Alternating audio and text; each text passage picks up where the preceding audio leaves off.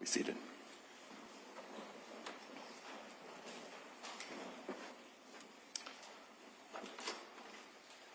All right, we are back on the record in FECR 153477. Good morning, everyone. When we left off, Special Agent Kley was on the stand, and we were publishing Exhibit 23B, and so we'll continue with the publication of that exhibit. We can go ahead. Give the lights.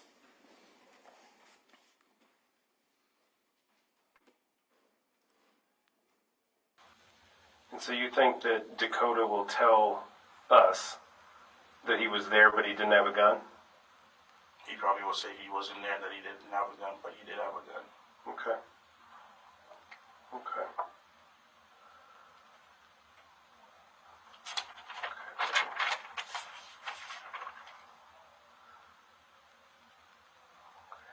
What kind of questions do you have for me at this point? I don't really have no question. I just wish I could go home now and spend some time with the family, honestly. Yeah. You want to keep talking to me about this, though? For me? Yeah, do you want to continue talking about this and working this out? I mean, since I came in, I was supposed to talk to you guys about a lawyer, but I don't mind talking to you all night, man. I really don't. Yeah. I mean, we established that before. I mean, we went over everything and you were cool with it. And would you agree that I've been fair to you? Were you? Would you agree that I've been fair with you throughout this whole thing? Just a little bit. Just a little bit? Yeah. How have I not been fair? When you said just like that, he was like that pretty much. It was like, I can tell who's lying or not. That's when I was like, okay, you were like, I find it hard for you to believe me even though I'm putting the truth out there. But you can understand. Yeah, but 9, 1 out of 10, you're pretty much a 7. So. Oh, okay. All right, I'll take that. So you can understand that given our first conversation and our second conversation, you can understand why I might get frustrated with our conversation. And you can also understand that based on the second conversation, and again, I'm going to be frank, and this is me being fair to you, much of it just seems not believable. What I'm kind of disappointed about is that one of the first things that I had to do when I started working this case yesterday was I had to sit down with Melody's mom and advise her that her daughter was dead. She didn't know. She came in here to provide a missing person report, and she left here with the loss of a child. And ever since that time yesterday, she and I have been texting back and forth, and she just wants updates. She just wants an explanation for what happened to Melody. And I want to be able to give her that explanation. I want to be able to give her the truth. I don't think that we've gotten there yet. A lot of good things have happened. I said it before, I'll say it again, that while you and I are having this conversation, there's 10 other investigators working on different things, talking to Dakota, processing the vehicle, talking to Logan, talking to Trevor, talking to Nakia, as I stated. And I guess what I'm disappointed about is that I understand that when difficult times happen, people go to their corners, like self-preservation kicks in.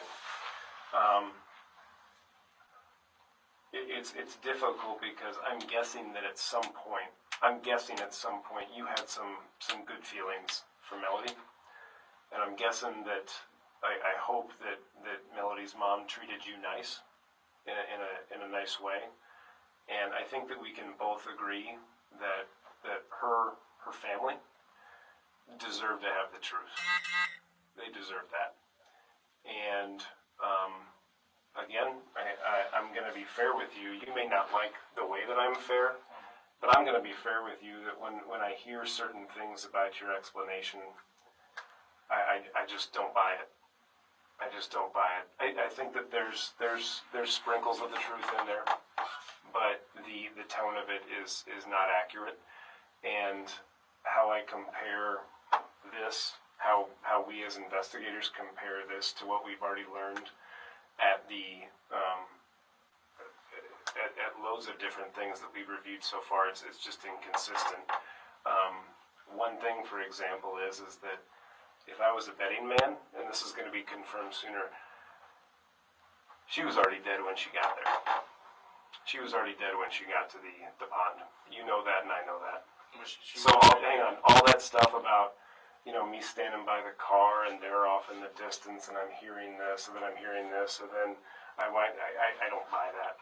I don't buy that. I'll tell you the truth. She wasn't dead. She was dead right after we went to the, like, literally right when we got to the pond. He came back, and I didn't hear nothing. Well, I've got a really strong suspicion that after talking with some doctors who performed the autopsy and examined different wounds and examined different blood and whatnot, they're essentially going to tell me the same thing, that when she got there, in the condition that she was in, the crime didn't happen right there. She was dumped there. She was left there, but she didn't get killed there. If I was a betting man, I think I'd bet a large amount of money that's what we're gonna get. And when we do get that, this account of what we just talked about gets blown out of the water. And by the way, I've known that for a day and a half. I've known that for a day and a half since we first got here and started reviewing evidence and reviewing footage from the scene. And examining some of her wounds, it's like, well, I can tell you right now that she was already dead when she got there. And so it's those types of things that I'm just concerned about. Like, again, I don't think that necessarily you're a bad guy. I just think that you've made some poor decisions, and now it's like someone who's digging a hole for themselves, and they just can't stop digging and climb out. That's what I want you to do, McKinley, is climb out. Okay. Right. Nobody's going to. I want you to know that again. Like we look for the best in people. We sometimes find the worst. It's very unfortunate that we're that way. Again, based on what I know about you, from what I've heard from Melody's mom, you're a decent dude. Deep down, you are a decent guy.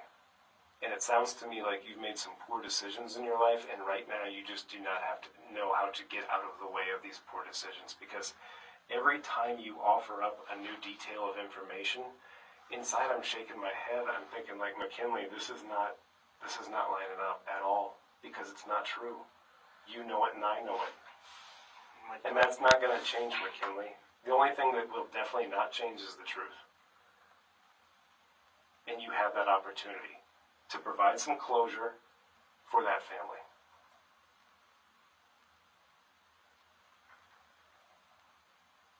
All right, Ryan. Like you said, I'm in a hole and I'm just digging deeper to bury myself. I must climb out. I'm literally trying to climb out, but honestly, I feel like as I'm climbing out, you're like throwing dirt down. I'm being completely real with you. I'm being completely real with you. I would not be doing you a service by walking out of here and not confronting you on these things. If I walked out of here and said, like, hey, I think you're good to go, I wouldn't be doing my job, and I wouldn't be doing the job for Melody and her family, and I wouldn't be doing it for you, because if I did walk out of here right now, you feel like you didn't do your job. Not only that, but I'm not going to go. I'm going to look at, a lab report and a crime scene photo and somebody else's interview and somebody else's interview and somebody else's interview. That's very cold. That's just details. It's not until we have a chance to sit down and talk with each other and you can actually say, like, listen, I fucked up. Okay, I did some poor things that I regret, and I wasn't 100% honest with you. But yeah, maybe there wasn't other people involved. But let's be real about this, okay? We've got a young lady who didn't deserve what happened to her. My guess is that one argument or one disagreement escalated to the point of no return, and then all of a sudden you're thinking to yourself, oh fuck, like, I've got to make this look a way that doesn't look at me. That's my guess is what happened, and that's indicative of a person that makes some mistakes that they regret. But what I'm concerned about is that when you're in Walmart buying machetes and gloves, and then your ex-girlfriend winds up dead a couple hours later, and then you come in and tell me multiple stories about what happened, what do you think that indicates? That indicates premeditated, cold-blooded murder. Now, if that's not what happened, I am all ears. I hope that there's another explanation for it, but I'm being completely real with you on what information we have and how it looks. You're right on everything you said, Ryan, but I'm telling you the truth, Ryan. I'm telling the truth. I know my story's going to switch, but I'm telling the truth. And you think that in spite of everything we just talked about and some of the problems that we have in terms of the way her body was there and some of the information that we've begun to accumulate in just 36 hours, imagine what we're going to find out in 72 hours. All of that is going to eventually align with what you say, with Dakota and the wrist. And it just so happens that you touched all of the evidence. Just so happens that you touched all of the evidence. He touched him too, but he had gloves on. He kept his gloves. Yeah, amazing how that works. How convenient. This criminal mastermind, Dakota. I'm sorry, I'm just being real with you, okay? Yeah, I get you, Ryan. I get it, but my guess is that there's, my hope, is that there's an explanation out there that's maybe short of cold-blooded, premeditated murder, but we haven't gotten there yet because you're just worried about ripping that Band-Aid off. Okay. Quick question, Ryan. At that time, do you only think it was just only me present there at that time and there was nobody else? You tell me. You tell me. I've got my theory, but I need it to be from you, okay? So do you think it was just McKinley and Melody in the vehicle and when this happened and nobody else? Once again, I have my theory, but I don't want to taint your theory by feeding you information. I don't want to just give you something that you think I want to hear and then you sprout it off to me. I want the truth, whatever it is. The good, the bad, and the ugly of it. Whether it was Dakota in that car with you, whether it was a different individual in that car with you, whether it was a female in that car with you and Melody, whoever it was, or whoever it wasn't, that's what I want to know. Okay? That you understand that it's not just me working on this. We have a lot of people. And this is not going to stop. The statute, these cases go on forever. And we continue to dig and dig and dig and dig and dig until we, beyond the God's honest truth, can truly find out what happened and give some closure to the family. And you can help me do that. You can help that family get closure for what happened to their daughter. Even if it doesn't look great on you, you can at least stand up and say, listen, I did some things that I regret, and you know what, maybe I'm sorry. I'm sorry.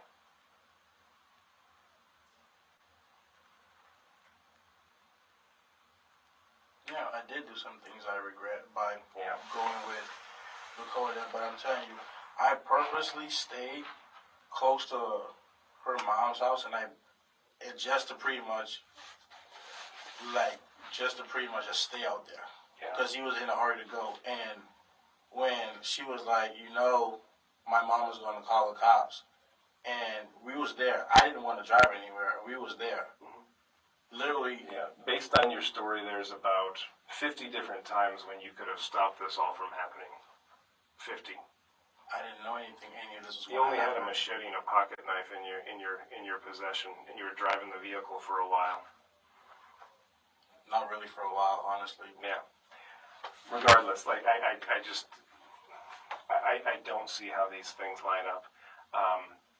Again, I want to give you every opportunity to talk about some things that are difficult, but I think that you're at a state right now, and I've had these conversations before. Where people are just like, I just can't. And I mean, who are some of the people that you looked up to as a kid? Mom, dad, maybe? Not really. Grandma, grandpa, maybe? Not really. Not really. Anybody in your life? No. Did I was pretty much distant. Okay. Were you mistreated as a young kid? I was mistreated. I just never really talked. Never really connected with people, maybe? Yeah. Okay. Do you feel sometimes that that maybe you missed out on some good interaction with adults as a kid, maybe being neglected in some ways? Yeah. Yeah. And I've talked to those kids, and one of the things that I asked them was what would it mean for you, your name, whoever, what would it mean for you if that person that neglected you or treated you wrong said they were sorry?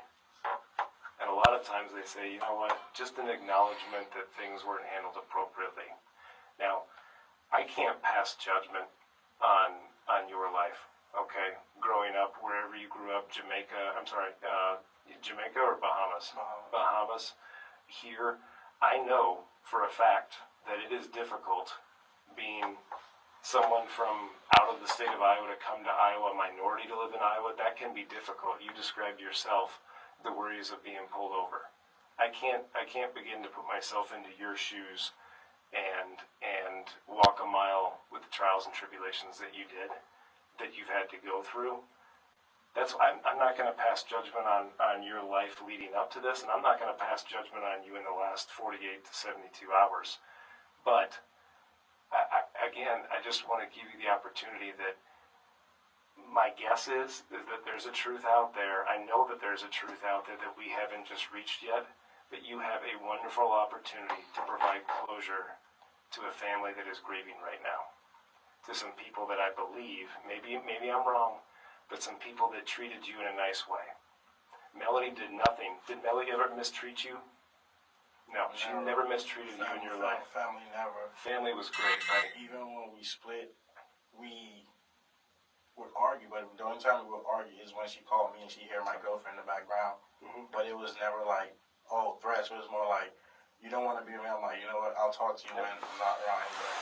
Yeah. And then we got together at some point. We hung out for a bit. Mm-hmm. When I went to her apartment, we hung out. We had sex, and at the end of the day, yeah, she's a decent person. She's a good person. She did not deserve what happened to her.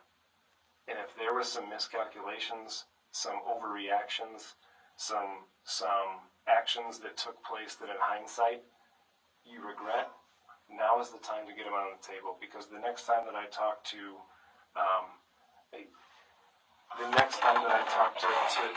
Megan, I want to be able to say that, like, listen, we're starting to figure things out. A lot of people were courageous and brave and acknowledged some mistakes that they made. And we're piecing things together for your daughter. That's what I want to be able to say to her. And if anybody were to step forward and say, McKinley's this, McKinley's that, hate on McKinley, I can stand up and say, wait a minute. I had a chance to talk to McKinley. He was scared. I get it. He passed along some mistruths because he was scared. But in the end, he stepped up and said, you know what? I'm going to take accountability for my own actions and my own responsibilities. And I'm going to do this for Melody. Did I make some mistakes? Yes. Should I be held accountable for it?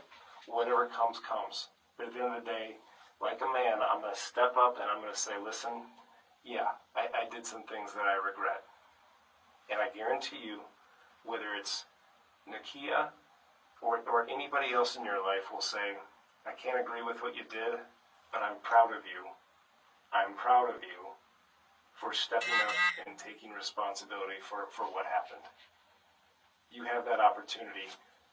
Everything that's happened in the past, you can't change that. The only thing that you can control is what happens in the future, and that starts right now, or right now, or right now.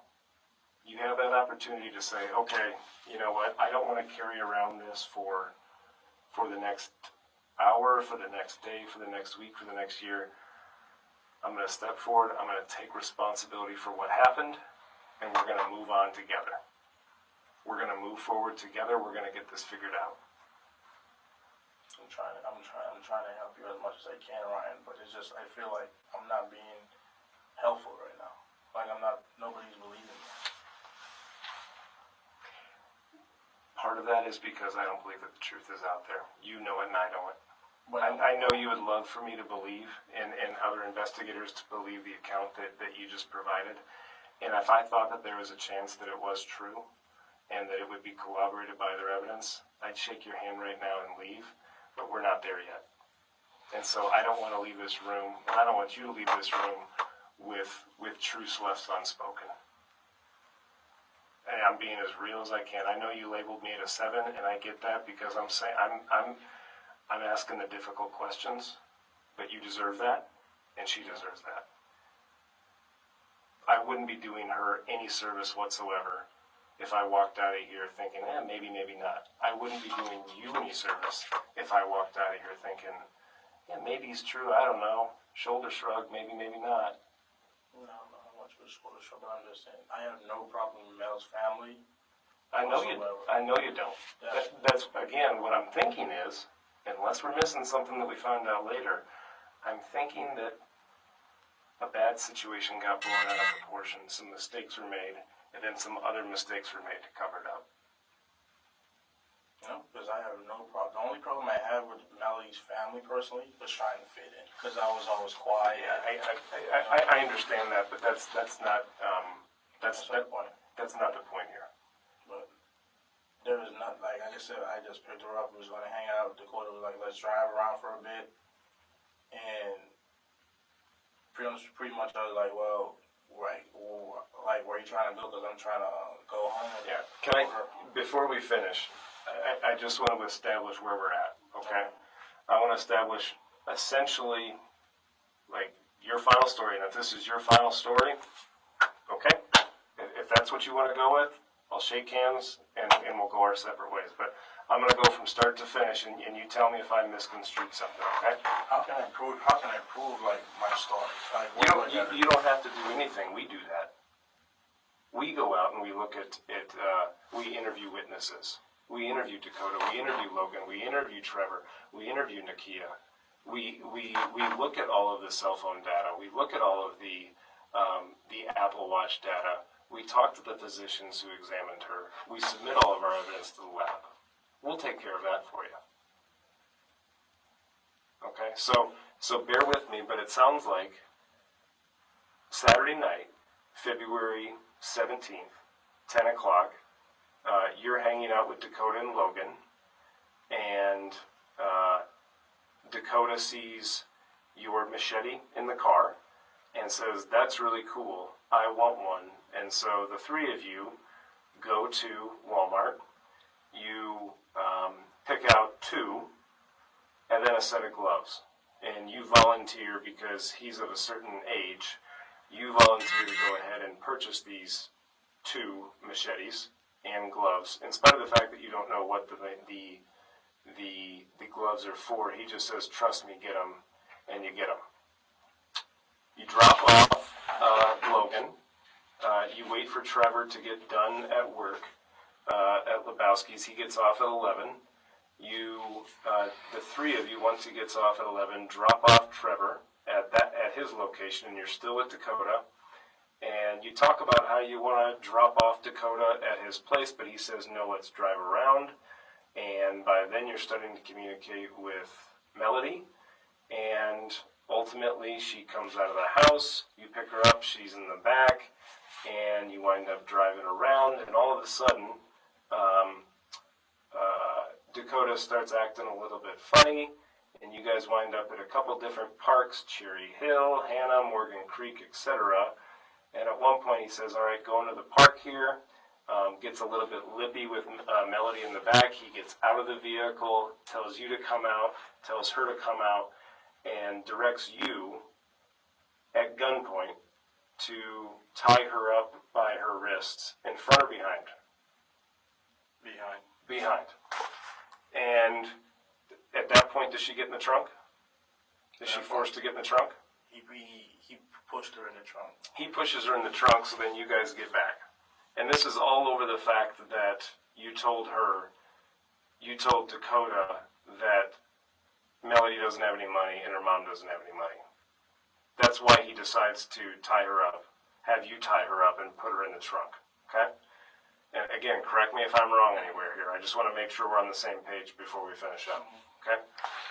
So she's in the trunk now, kicking, screaming, saying that she's cold, you know, what the hell, and eventually you pull over to let her pee, and are you driving at this point? Yeah. Yeah. You pull over to let her pee, and he's still holding you at gunpoint, is that right? Yeah, he's sitting down going like this, and I pulled over, and I just... Yep. And all the while, he's never really given you a good explanation for why exactly it's necessary to shove a 20-year-old girl with lower functioning tied up into a trunk. He's never explaining why he's doing this. He never told me. He just kept saying that just drive. Yep, just drive. So you're just driving around. At one point, the kicking and screaming becomes too much, and she's near the back, and Dakota leans his seat all the way back, reaches back, and begins punching her over and over again. Correct? Okay. So you look at a couple different spots, that doesn't work out, and eventually he winds up driving, and you're in the back seat with her, and in spite of the fact that he scared you to death with a gun, threatened you with a gun, punched the shit out of her, you're able to speak with her quietly and get her to turn her body so that you can begin cutting her with a pocket knife that he had actually heard when you snapped open. And it wasn't until an alert came on your phone that illuminated you trying to cut her free that he noticed and said, no, you come back up front. Is that accurate? Yeah. Okay. So now you guys are driving around, you're looking for a spot. He starts driving towards the Amana, and he's the one that chose the Amana, the pond where she was ultimately located, right? Yeah. Okay. You said that at one point a trailer pulls out in front and you're telling him to stop. So at one point he actually does stop. Yeah. Okay. But eventually he's like, yeah, I'm going to take you guys down here. You guys wind up near the lake, and presumably she's still bound with duct tape around her mouth and her head, and duct tape behind the back. And through all of this, you never get assaulted. None of it. Like, he never assaults you, other than threatening with you with a gun. Just verbally. Just verbally, yeah. So he walks her to a certain area, makes you tear off her clothes, picks up the clothes off the ground, hands them to you. Yep. And you go back to the vehicle, at which point, from a distance, you try to start it and go away, but you can't do that because of the right or wrong keys that you had. And he said, what's your deal, essentially? And, hey, come on, let me just go. Let me just take her to this, that, and the other thing. And all the while, she's saying to you, why are you doing this? Why are you doing this? Why are you doing this? In spite of the fact that you say that you're trying to help her. She's saying, why are you doing this? She doesn't appear to be getting the message that you're on her side. And so, ultimately, you audibly hear him doing something to her consistent with the sound of a choke or a strangle, and then you also hear the sound of knife cutting. Would you say? I didn't hear knife. I just hear like him like grunting and her choking. Grunting and choking, and then ultimately he comes back with her clothes and the bloody knife, and then he handed it to me. I was like, "What do you do?" He's like, "He stabbed her." And then I dropped the knife. And he told you I stabbed her. Yeah. He used those words, I stabbed her. Yeah, I stabbed her to make sure she was dead. That's what she said. To make sure she was dead. And then I looked at the knife. I just dropped it. Okay. And then what happened to the knife? He took it and then he folded it and he tossed it in the middle of my center console area. Okay. You guys get back in the vehicle. You don't. I mean, he says that she makes sure you were dead, but I mean, again. Just want to be clear, you didn't go to check on her. You didn't check a pulse, like, so I stayed by the car the entire time. I didn't want to go there. Okay, so you guys drive back, and you're driving at this point. Yeah. Before you drop him off back at his 690 Marion apartment complex that you don't know is his, you go to, I take that back, before you get into town, he discards both the Apple Watch that she was apparently wearing, but leaves the bands. No, he tears them off. Throw the band. He tried to cap just the screen of the watch, try to get the password, and he said he can easily replace the bands. But he was trying to use the same password that he typed on his phone and saved it, so when the phone was lost, he could unlock it. He saved that on his phone, because I didn't know it. Yep. He saved it on his phone. He literally asked her, and then he typed it in his phone. Okay. And then pretty much he had the phone trying to reset it and do all of that. So when he took the watch, he used the same password. It didn't work. So he asked me, do I know the password? I'm like, I don't know the password. And he said, well, you guys dated. How don't you know the password? I'm like, because we was together for 2 months. I haven't like, she changed it all. So what does he end up doing with the Apple Watch? The Apple Watch, he just wiped it on his jacket. And he tossed it out the window. Tossed it out the window, and then shortly after that, he tosses her phone out the window, right? Because while we were driving, he was like, do I want an iPhone? I'm like, no, I don't. He was like, well, your phone is off, right? I'm like, no, my phone is not off. Not really, no more. Okay. And then, So from there, you guys head up towards Blair's Ferry. yeah. And You wind up at that Quick Star. You go in and out of the Quick Star together. You described what he's wearing. You described the fact that you guys went into the bathroom together. You described going up to the register and kind of being shaky when you asked for the cigarettes. You leave. You wind up going to his place there at 690 Marion. You drop him off. He tries to fist bump. You're not interested. Initially, you say he didn't have anything, but then in hindsight, you think that maybe he took her glasses with her. he had it. And then in hindsight, you also are pretty sure that he may have taken his machete with him. Okay. So then you go back home. Full day passes, and then the next morning, you wake up and your car's gone. And that's when we start to play a little bit of phone tag. We offer to pick you up. Again, it happens, but we offer to pick you up. We finally get us a chance to sit down and talk. We have your initial version. We have your second version. And do you feel pretty comfortable that what I've described in the last 5 to 10 minutes, start to finish, is essentially what you would swear to under oath if given the opportunity to? Yeah, that's exactly what happened. Okay. All right. Well, we've been through a lot. I'm going to take a break. I'll kind of see if some of my colleagues have any follow-up questions that we haven't addressed, but we'll go from there, okay?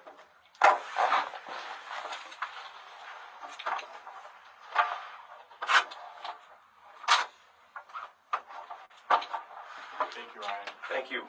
Glad we had this opportunity to talk. In spite of the circumstances, I'm always glad when we have an opportunity. You're an 8 right now. I'm sorry? You're an 8 right now.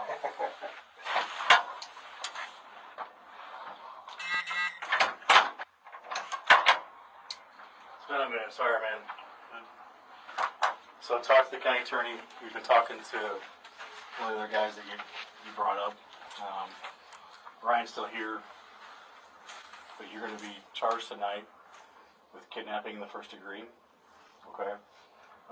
The case is still ongoing. I think Ryan had told you at one point you probably need to think about stuff and reach back out to him. So if you're thinking about that, just get a hold of us so we can get a hold of Ryan, okay? Yes, sir. We'll go from that. We're going to go with these gentlemen down to Lynn County Jail. I'm going to call, I believe, is it your grandma or is it your... They had called me, wanted me to give them a call when you were being released from here. Is Patricia a good grandma? She's not really my grandma. She's my girlfriend's grandma. The family, basically, to you?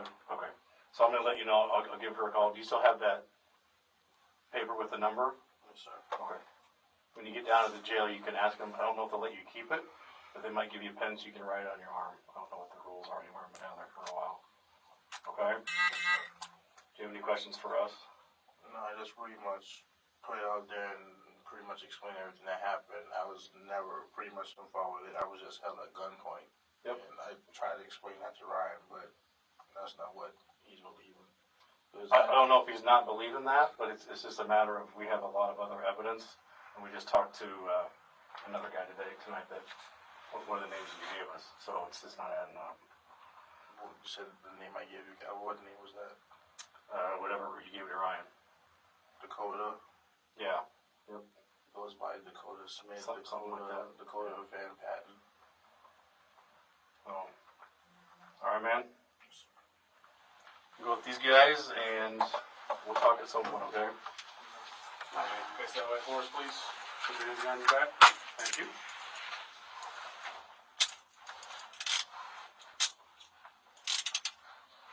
Is she all right? I know he's alright. I told him that we have any kind of shoes. No, I'm had not on you. Okay. Don't give him something like But I mean, I guess we can walk him outside and it's snowing. I was gonna say, I have to pull his car and sell it to him. it's not too bad. All right, do you have any property or shoes? No, we have all that. Well,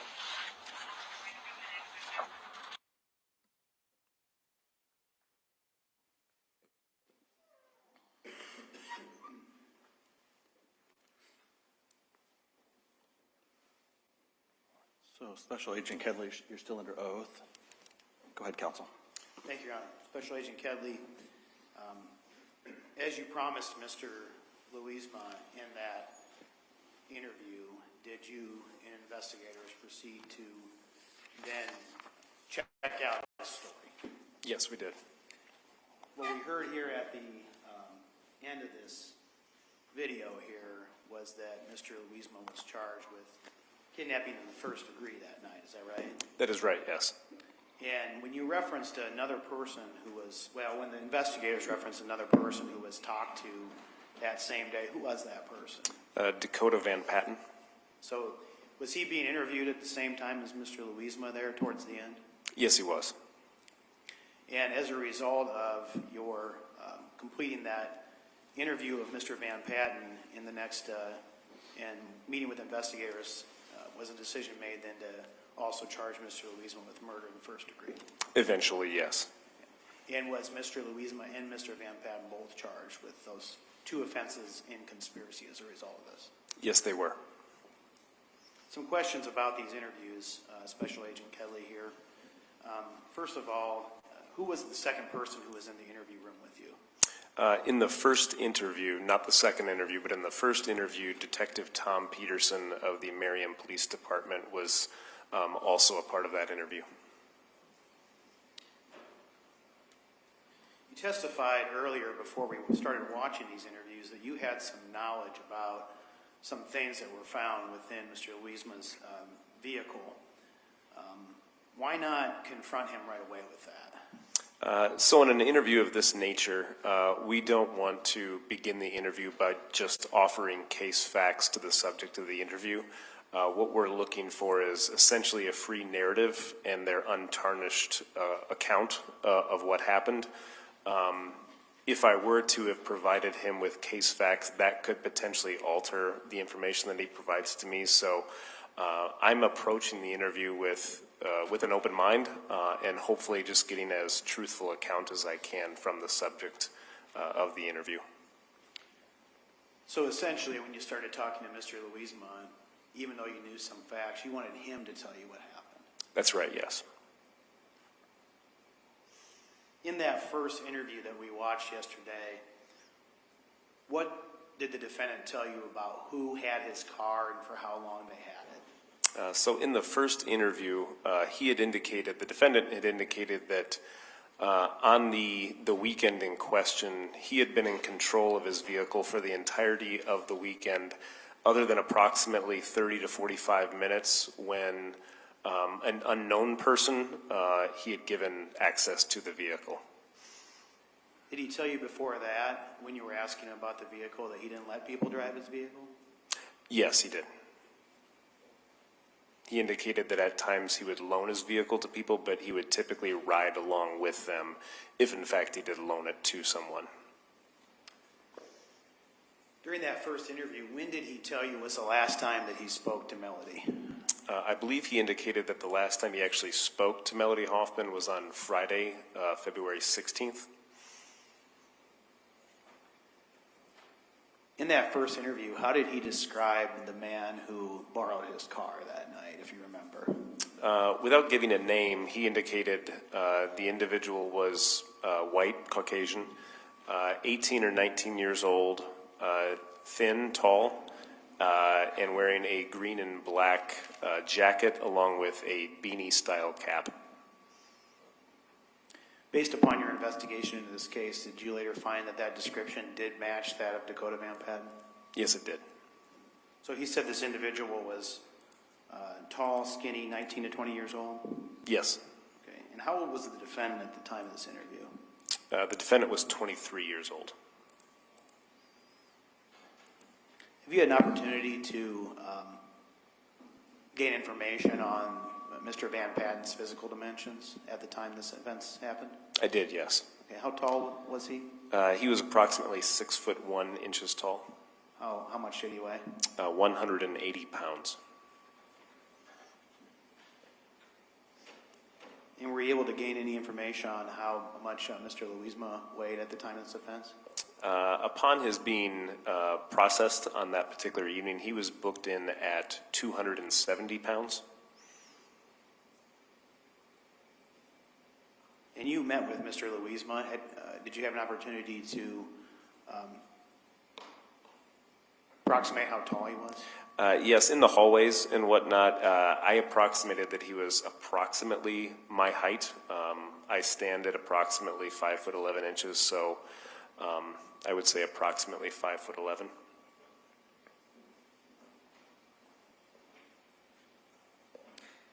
So at about 4:57 p.m. or 1,657 hours into the first interview, about a half hour after talking to Mr. Louisma, did he ever ask up to that point about Melody and how she was doing? No, he did not. But you had brought up Melody at that point in time. I had, yes. What was his response in that first interview when you told him that Melody was deceased? He asked the question, really? And then proceeded to talk about the fact that Melody had provided him with a cellular phone, but that he himself was the one paying for that phone. And then went on to talk about some difficult feelings between Melody Hoffmanin and his on-again, off-again girlfriend, Nakia. So when you mentioned and advised him Melody was deceased, he talked about a phone that he got and that he was paying for it and problems with Melody and Nakia. That's correct. At about 5:01 p.m., so about 17:01 hours, when you asked him if he had anything to do with Melody's death or knew who did, what did he say? He indicated, quote, to be honest, no, end quote. A few minutes later at 5:05 p.m., when you asked him if you would find any evidence of Melody in his vehicle, how did he respond?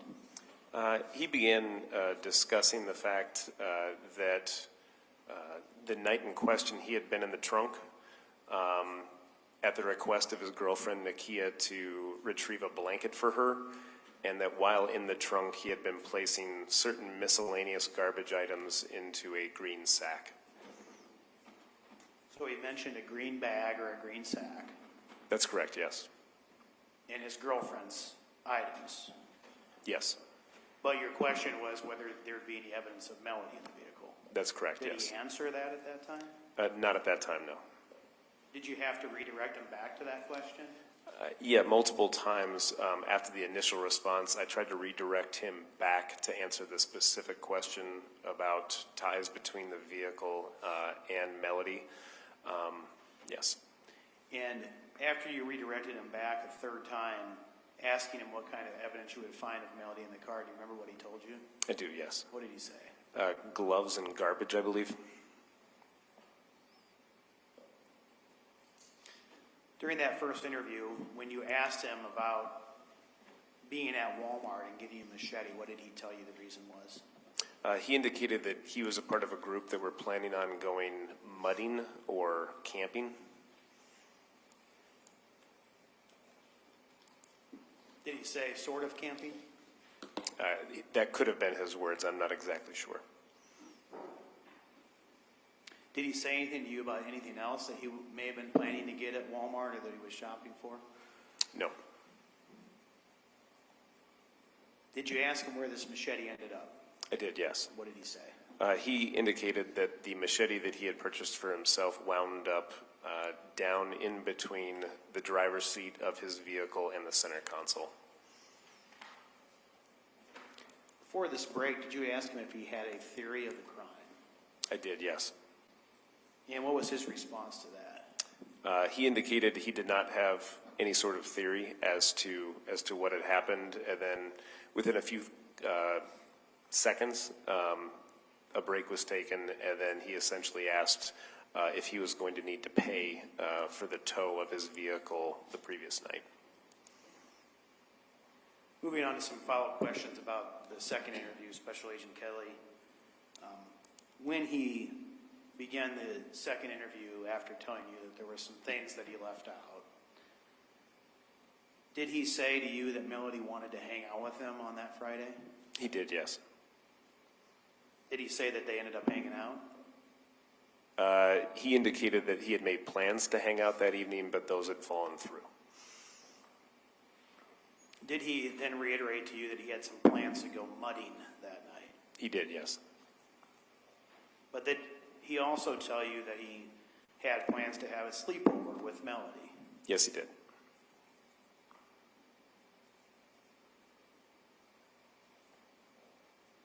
Did he ever explain the process of how those plans changed so rapidly? Not specifically, other than the fact that he had indicated he had discovered that some of the companions on the mudding trip may not have had a driver's license, and didn't want to put himself into an awkward position of being in a vehicle without a licensed driver.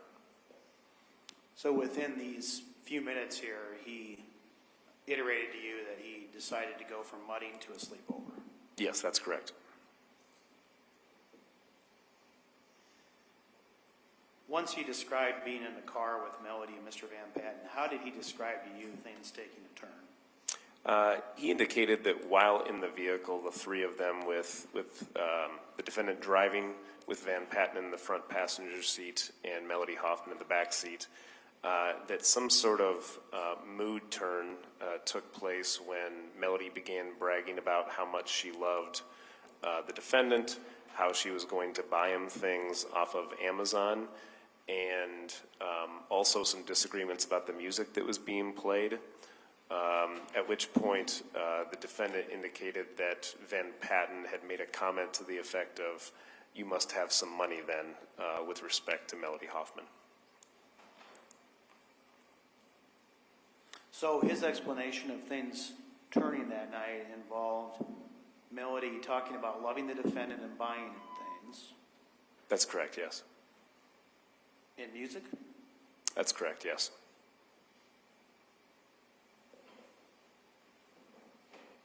At that point in the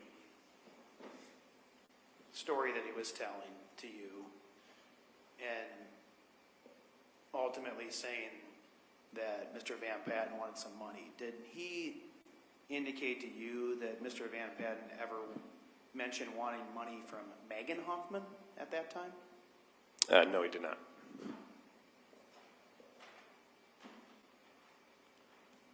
And ultimately, Mr. Louisma, the defendant, described that Mr. Van Patten ordered him to duct tape Melody. That's correct, yes. Did he explain to you how Mr. Van Patten believed that duct taping Melody would get him money? No, he did not.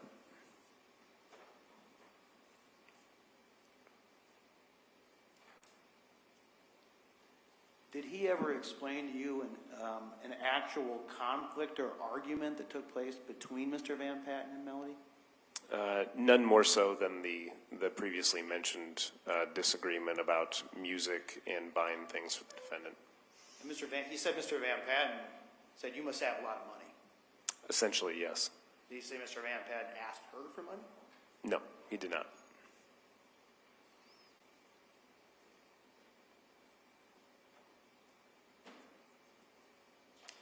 Moving on to what how the defendant described what happened at Morgan Creek Park. This was at about 8:17 p.m. in the interview, the second interview, when Mr. Van Patten got in the car. What did he say happened at that point in time? Once at Morgan Creek Park, the defendant indicated that Van Patten had exited the vehicle to urinate, and then upon coming back to the vehicle, had drawn the defendant out of the vehicle by holding him at gunpoint, handgun point, and then also drawing Melody Hoffmanin out of the vehicle, also at gunpoint, and then directing the defendant to go to the trunk, retrieve a roll of duct tape, and secure Melody's hands behind her back.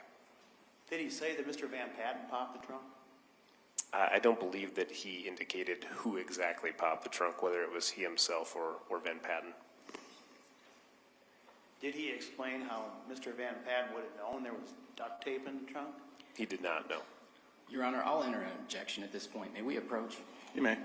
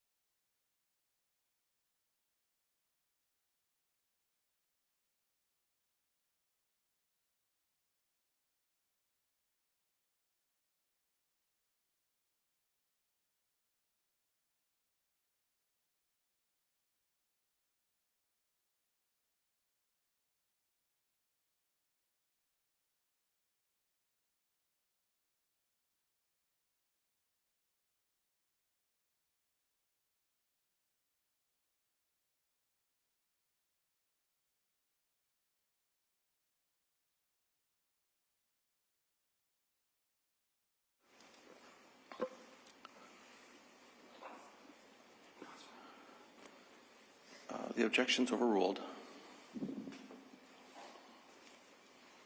you remember the question? No. Okay. You want to read it back?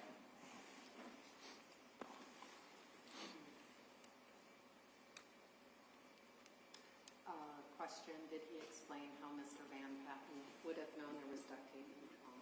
Answer, he did not know. No, I did not know.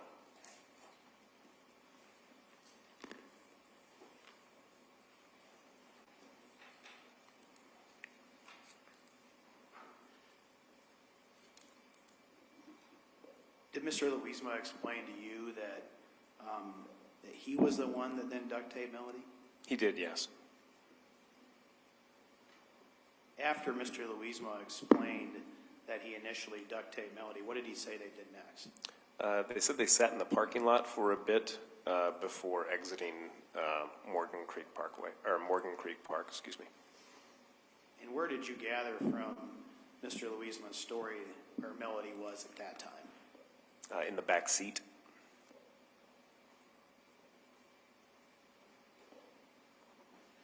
Do you remember what Mr. Louisma told you that he told Mr. Van Patten at that time? He indicated he had told Mr. Van Patten that Melody Hoffmanin didn't have any money and they should just let her go. Did he reference Melody being in the trunk at that time? I'm not exactly sure where he referenced her being at that specific time, no. Initially, did he explain how Melody got from the back seat to the trunk? Eventually, I believe that he essentially explained that beginning at Morgan Creek Parkway all the way through a point where she needed to stop to urinate, she was in the trunk for the majority of that time. Did Mr. Louisma explain to you from his initial statement about them sitting there for a bit with Melody in the back seat, how she ended up in the trunk then? He did not know. Now at 8:18 p.m., when Mr. Louisma was talking about where they were going, did he mention to you where they were going at that time? I believe at one point he indicated they were headed toward Hannah Park. Did he explain to you how Mr. Van Patten said they were going to get money from Melody by going to Hannah Park? He did not know. What did he tell you about who was searching on how to get to Hannah He indicated that while he was driving, Dakota Van Patten in the front seat was searching for different parks on Dakota Van Patten's phone. At 8:20 and 57 seconds, did Mr. Louisma explain to you how Mr. Van Patten got the passcode to Melody's phone? Yes, he did. What did he say? He indicated that at one point he had Dakota Van Patten had Melody Hoffman's phone, couldn't access the contents of the phone without a passcode, and so Dakota, according to the defendant, leaned his seat back, turned back towards Melody seated in the back seat, and began repeatedly hitting her until she would provide him with the phone's passcode. When did he tell you this happened in terms of where they were and what they were doing? In the vicinity of Marion at that point.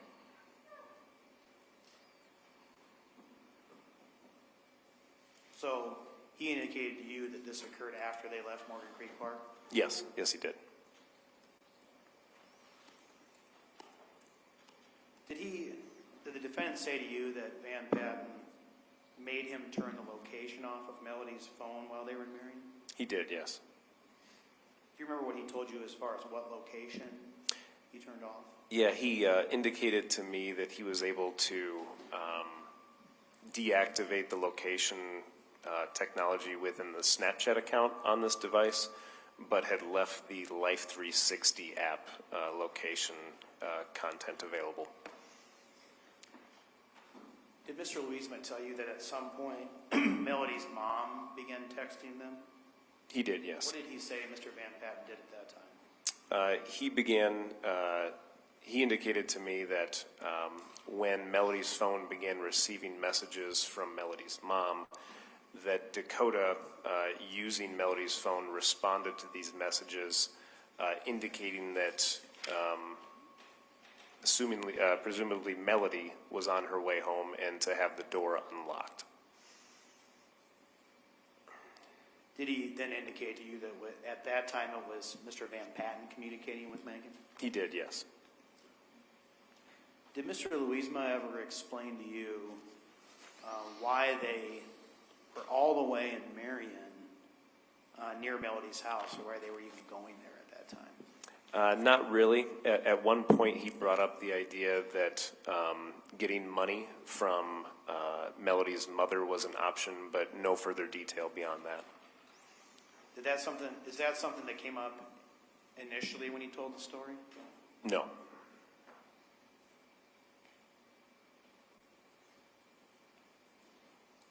During this story, did Mr. Louisma indicate that there was a time when they were considering returning Melody home?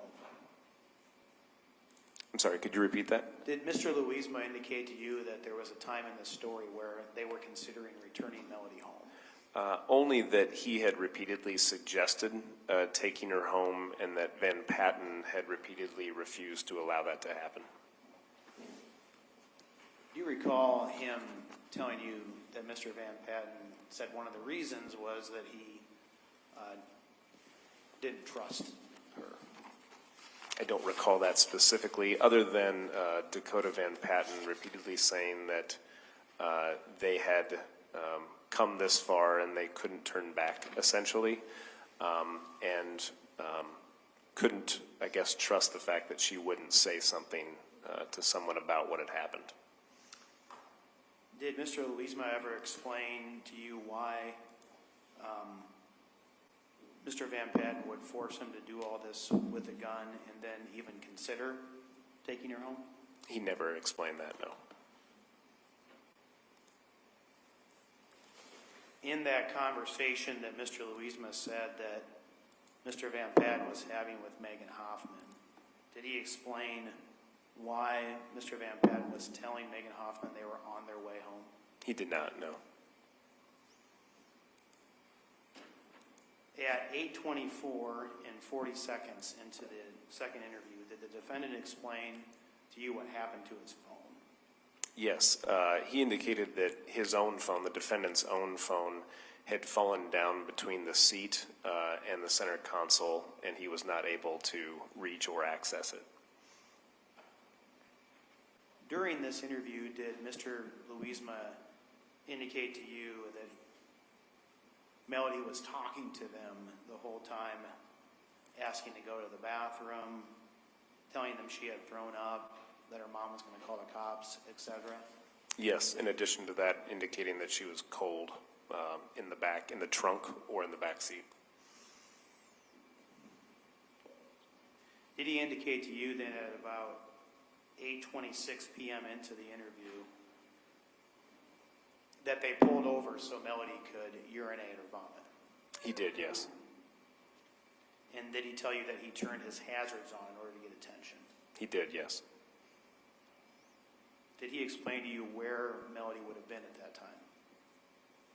Outside of the vehicle. Before she got out of the vehicle, did he say where she was? I believe it was out of the trunk. Did he explain to you why Mr. Van Patten allowed him to pull over and then turn on the hazards to gain attention? No, he did not explain that.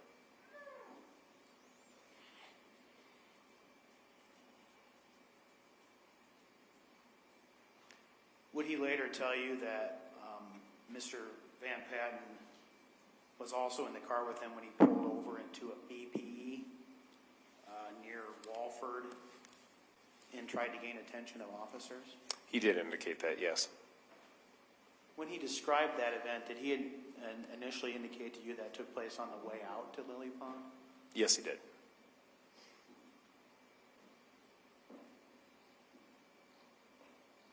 And at 8:31 in the interview, did Mr. Louisma indicate to you that he asked Mr. Van Patten if he could sit in the back seat with Melody? He did, yes. Did he say to you what Mr. Van Patten's response was at that time? He did. What did he say? He indicated that Van Patten's response to this question was, quote, "I don't care," end quote. And was that when Mr. Louisma indicated to you that he was able to gain access to this pocket knife? He did, yes. Did he explain to you why he couldn't get the pocket knife earlier? He did not explain that. Did he tell you that Mr. Van Patten got the knife from him at that time? Not at that time, no. Did he explain to you how Mr. Van Patten was able to get the knife later? No, he did not.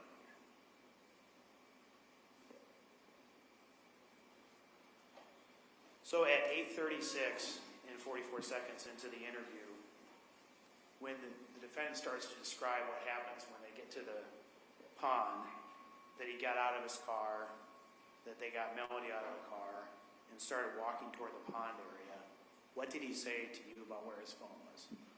He indicated his phone was still in the vehicle between the driver's seat and the center console, unable to be accessed. And then at 8:37 and 40 seconds, did he describe to you Van Patten getting a rope? He did, yes. What did he say? He indicated he took it from his pocket. Dakota Van Patten took a rope out of his pocket and that he wasn't sure exactly where it had come from.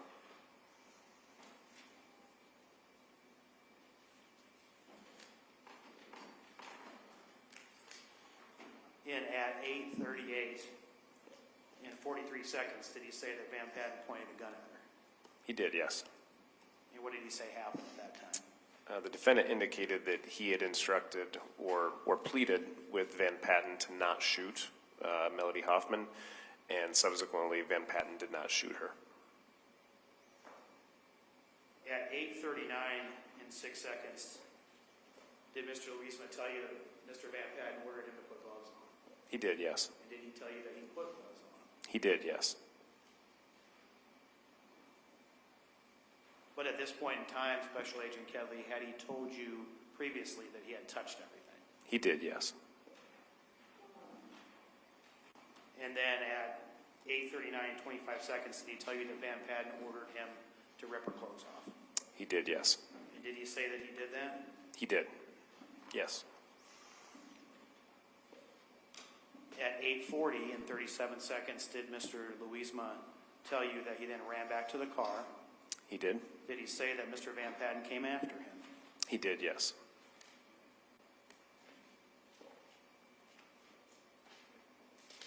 And then did he say that Mr. Van Patten came back and then went back over to where Melody was? That's correct, yes. Did he tell you at that time that he ran after him to continue to try to help Melody? He did not indicate he ran after Van Patten to try to help Melody, no. Did he tell you that he then got the knife out to go to try to help Melody? He did not indicate that, no. Did he tell you that he grabbed the machete to help protect him and Melody? He did not. What did he say he did? He indicated he stood by the vehicle and did not want to go back to where Van Patten and Melody were located. Did he say he retrieved his phone at that time? I don't recall him saying that, no. And then did he say that Mr. Van Patten then gained access to the knife? Yes, he indicated that while standing in position near the vehicle, Van Patten returned, gained access to the knife, and then returned back to where Melody was located.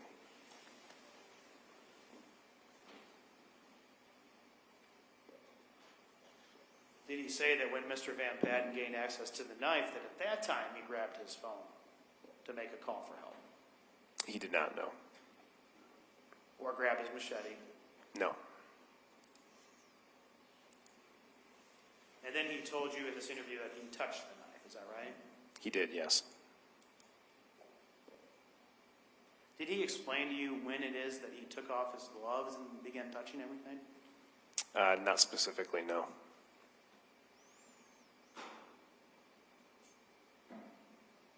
We saw a photograph of Melody Hoffmanin with duct tape over her mouth.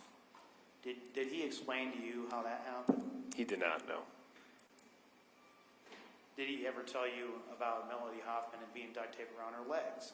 He did not. Did he explain to you that the duct tape from Melody Hoffmanin was removed? He did, yes. And do you remember how he said that happened? He indicated that that was done by Dakota Van Patten, and those items were later turned over to him by Dakota Van Patten. Did he tell you at any point in time that Dakota Van Patten instructed him to remove the tape? He did, yes. Did he explain how he did that? No.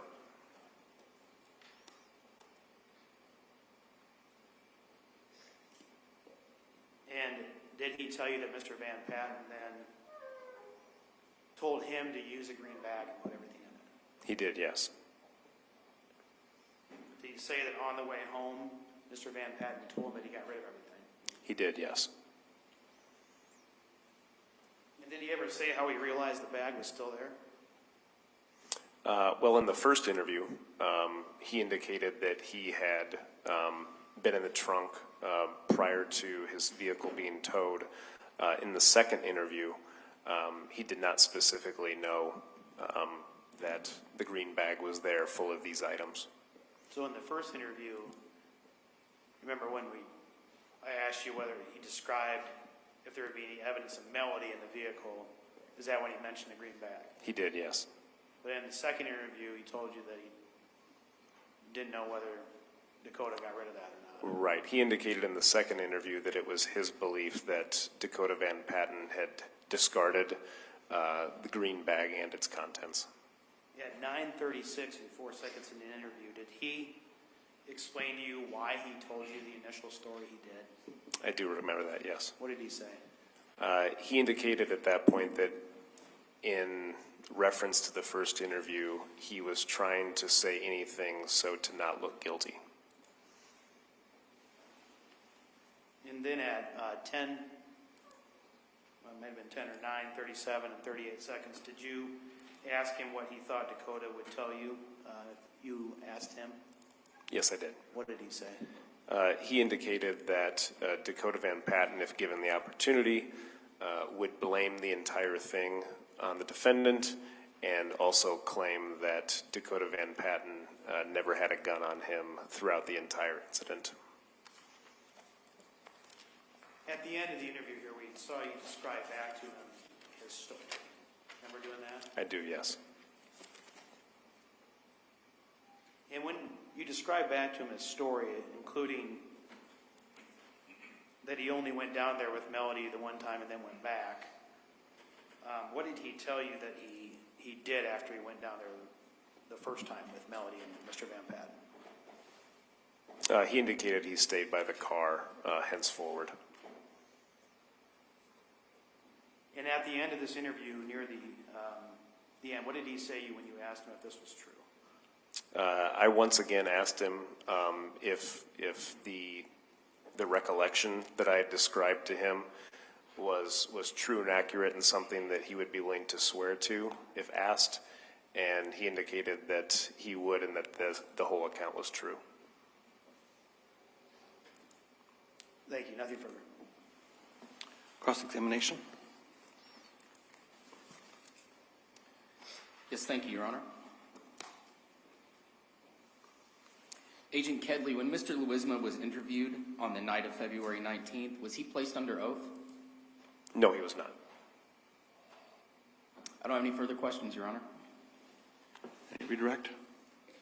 No, Your Honor. Thank you very much.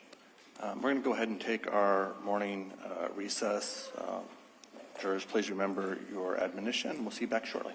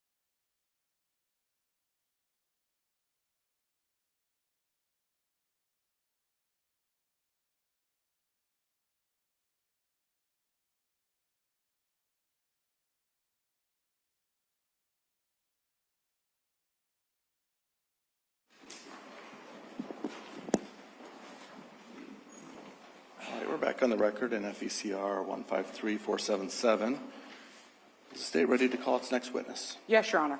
You may do so. State calls Kelly Cruz.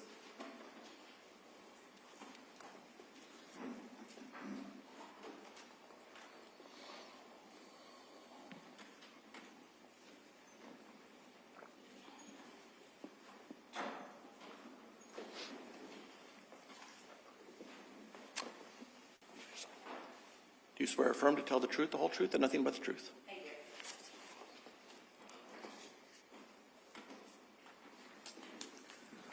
do.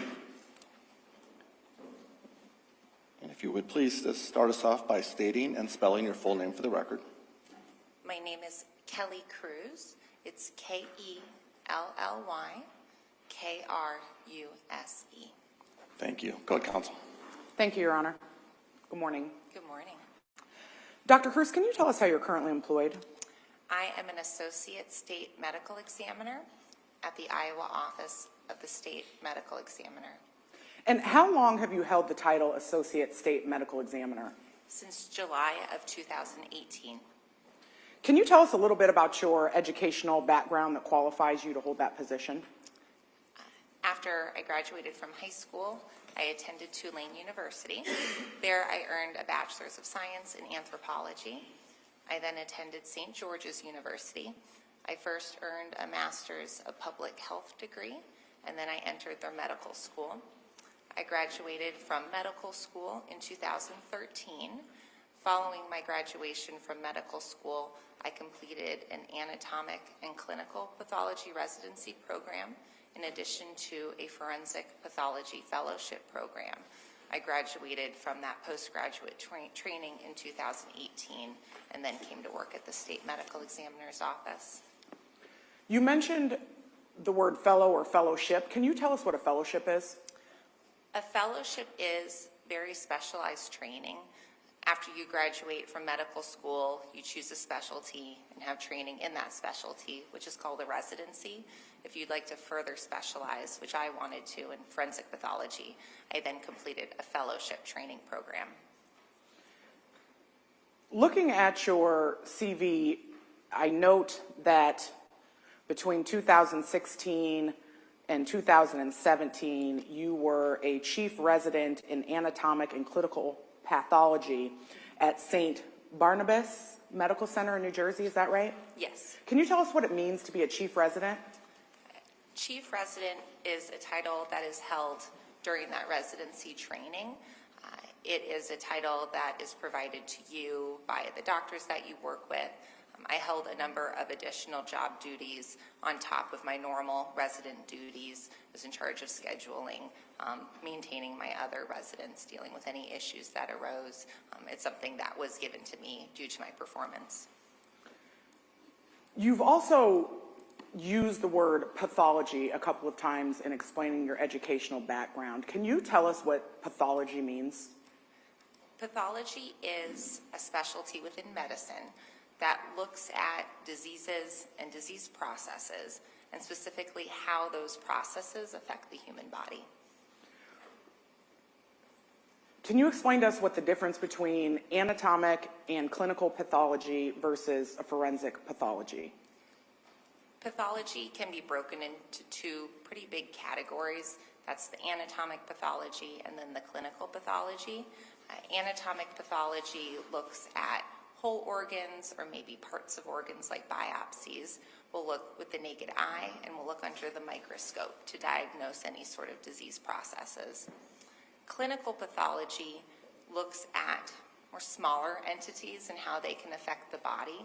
It looks at blood cells. It looks at components within your blood. Say you're getting blood work, looking for chemistries. It looks for infectious diseases like viruses and bacteria, and how all of those entities can affect your body. Forensic pathology is technically within anatomic pathology. That's that subspecialty. In forensic pathology, we go a step further. We're not just looking at how disease processes affect the body. We're looking at how disease processes and injury can affect the body, and specifically how those two entities can cause somebody to die. And you have experience and have been through programs in all three types of those pathologies, correct? Yes. What, if any, licenses or, licensures or certificates do you hold? I'm licensed to practice medicine in Iowa. I'm also licensed to practice medicine in California. I also am board certified in anatomic pathology, clinical pathology, and forensic pathology. What's the difference between being licensed to practice medicine and being board certified in something? A license to practice medicine essentially says that I can be a doctor in whatever state I've applied. I go through an application process and a vetting process to make sure I can act appropriately as a doctor. Board certification means that I've completed training and taken an examination that shows that I have shown expertise in whatever field I took the test in. So I took them in all three components of pathology that I did my training in and passed. To maintain my license and my board certification, I have to take tests throughout the year, go to conferences, maintain my education.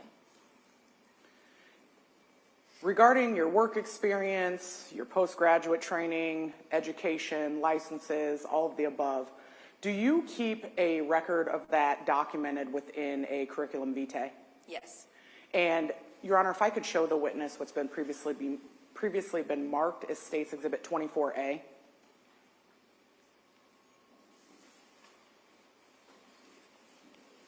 Do you see that up there, Dr. Cruz? I do. And seeing 24A, do you recognize this document? Yes, that is my CV. And is it up to date? Yes, it is. Your Honor, the state offers 24A. Any objection? No, Your Honor. 24A is admitted. Dr. Cruz, as an associate state medical examiner, can you tell us kind of what your primary job duties are? My primary job is to perform autopsies, and the purpose of an autopsy is to determine the cause of death, so what entity led someone to die, and then the manner of death, which is a description of the circumstances surrounding their death.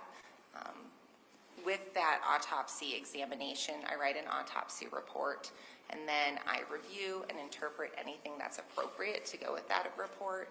Toxicology reports, medical records, law enforcement reports, all of that is contained within my job. I also provide expert testimony. I teach medical students. I'm part of different grants and other things within my office, but autopsy examination is really the main part of my job. And you've been with the Iowa Office of the State Medical Examiner since 2018, is that correct? Yes. Can you guess approximately how many autopsies you yourself have performed since being with the Iowa Office of the State Medical Examiner? Yes, since I joined the office, I performed over 1,700 autopsies. Dr. Cruz, when you perform an autopsy, is there an industry standard or protocol or process that's used and how you complete those? We have standard operating procedures within our office, and those are in line with guidelines from the National Association of Medical Examiners. So generally, autopsies are performed the same way every time. Can you explain to us what those procedures or that standard is that you operate under? Our office standard is to perform full autopsies on everyone. That means we perform an external examination that looks at everything on the outside of the body, which includes everything the body may come with, like personal effects and clothing. It involves looking at the outside of the body for defining characteristics like tattoos and any evidence of natural disease or any injury. Then comes the internal examination. So we also look on the inside of the body. We look at every organ. We weigh most of them, and we examine them for any evidence of natural disease or injury. We also take specimens such as blood and urine for toxicology testing. Dr. Cruz, were you assigned to perform an autopsy on the body of Melody Hoffmanin? I was. Tell us how you became involved in the case. Currently, our office has 6 forensic pathologists.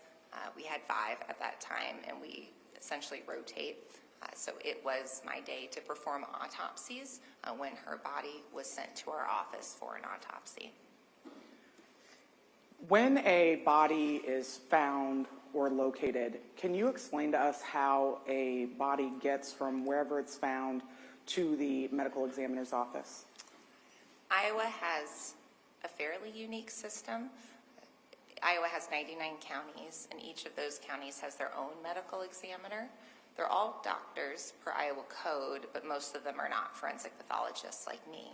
So what they do is they will be notified of a death that's sudden, unexpected, outside of a hospital, and they will determine if an autopsy is necessary. Once that medical examiner, or potentially the investigator working underneath them, has determined an autopsy is necessary, then the body is transported to our facility, which is in Ankeny. They can be transported via ambulance or a funeral home. Once the body is received by our facility, it's kept in a cooler until the day of autopsy. So after you're assigned to perform the autopsy on Melody Hoffman, can you tell us what information you receive and how you get that information prior to beginning your autopsy? Prior to each autopsy, in the very least, I have what we call an intake call. It's documentation from the medical examiner or their investigator when they called us and said, we're sending you a body. Here are some of the circumstances surrounding the death. I may get additional information. We ask for a written report. That might not always come before the autopsy. We also talk to law enforcement. We can get a verbal circumstances surrounding the death. Before this autopsy, I knew that there was a woman who was found outside. There was evidence of strangulation and evidence of sharp force injury. So it's typical then to get background information. Yes. And how generally is receiving that information helpful for your process of performing the autopsy? That information can be used to help guide any additional testing that needs to be done at time of autopsy. As I said, we do the same thing essentially every time. Anything additional would be, say, x-rays if I know someone has been shot. So it helps me prepare prior to the autopsy, but overall I perform the same way I would any autopsy. Can you walk us through the autopsy that you performed on Melody Hoffman? So on the day of autopsy, she was received in a body bag. The bodies are transported to us in a body bag. They have a lock on it with numbers on it and a tag with their name on it. That was photographed and the bag was opened. She was then documented as she was received. She was wearing some clothing, like a top, and I noted that it was pulled up. And she was wearing some bottoms, which were pulled down. The external examination involves documenting that clothing. We photographed it in this case after it was removed. Then herself was examined. So I went from head to toe. I documented her hair color, her eye color, if she had any tattoos, any scars, and then I documented injuries that I noted externally. External injuries that I noted were blunt force injuries to her head, her torso, her extremities. She had sharp force injuries to her back, and she had evidence of strangulation around her neck. After that external examination was complete, which involves... Can I jump in for 1 second? When that external examination is completed, is that done in an as-is condition prior to cleansing the body? Yes, it's a stepwise process, so the body is always examined as is prior and photographed. In this case, extra evidence was collected, more so than I would do for a case that would not end up being a homicide, like fingernail clippings were obtained. That is something that would be obtained prior to the body being cleaned. So after you do the as-is examination in the photographing, what happens after that? Once the body has been photographed and documented as is, then clothing, medical therapy, if it exists, is taken off step by step. It's documented by me. The body is again examined by me. prior to being cleaned. That would be for any findings that potentially be washed off during that process. Once the body is cleaned, it's again documented. So it's documented and photographed from the front and the back, manipulated so I can look everywhere I need to. You mentioned several times during your testimony, Dr. Cruz, that during an autopsy, with each step that you're taking, that those steps are being documented. Yes. When you're documenting things during the autopsy, are those observations or findings then compiled into an autopsy report? Yes. And that autopsy report, is that something that you yourself author? Yes. May I show the witness, Your Honor, State's Exhibit 24B? Is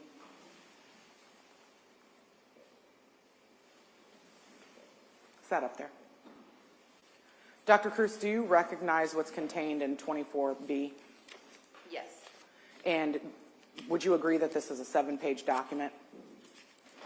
Yes, the autopsy report itself is 7 pages.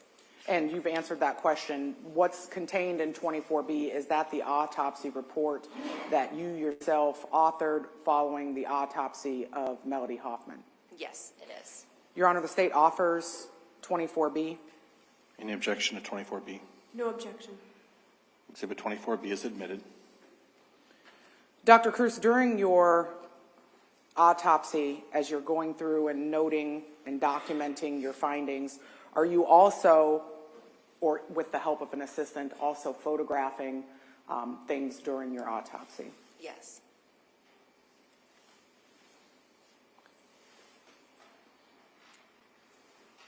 Prior to even beginning the examination, you noted that when bodies are received by the medical examiner's office, that they're in a sealed body bag with a tag on them.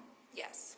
Do you also photograph the tag prior to cutting open the lock and opening the bag? Yes. What's the purpose behind that?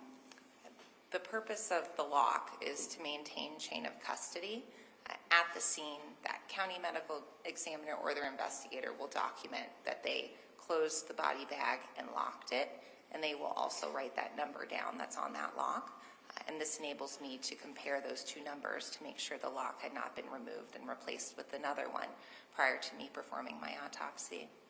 So the tag that's on the outside of the bag, is that, or does that match with the tag that's on the toe of the decedent inside of the bag? The outside of the bag also comes with a name tag, and then the decedent themselves will also come with a tag with their name on it, and those two should match.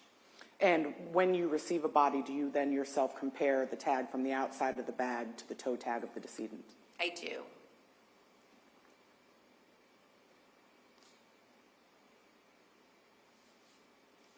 During your autopsy of Melody Hoffman, did you develop pathologic diagnoses during that autopsy?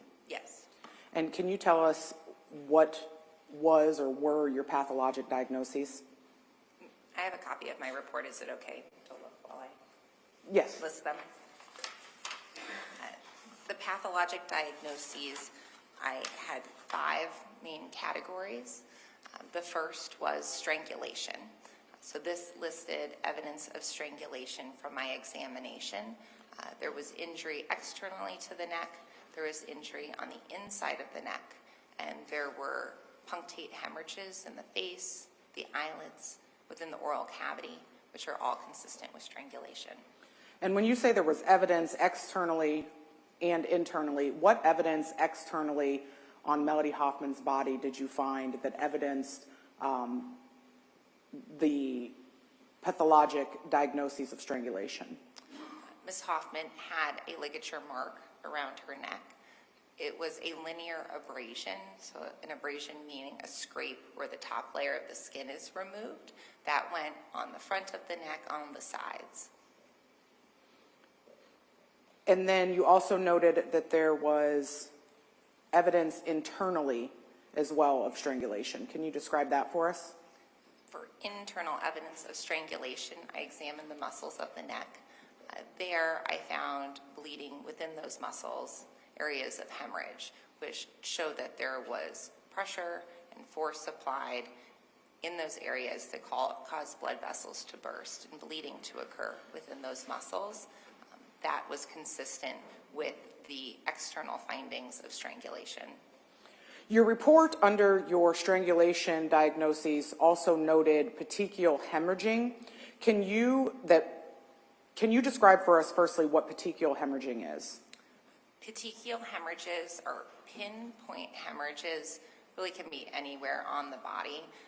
They occur when there's a lot of pressure in really small, delicate blood vessels, and that pressure causes the blood vessels to burst.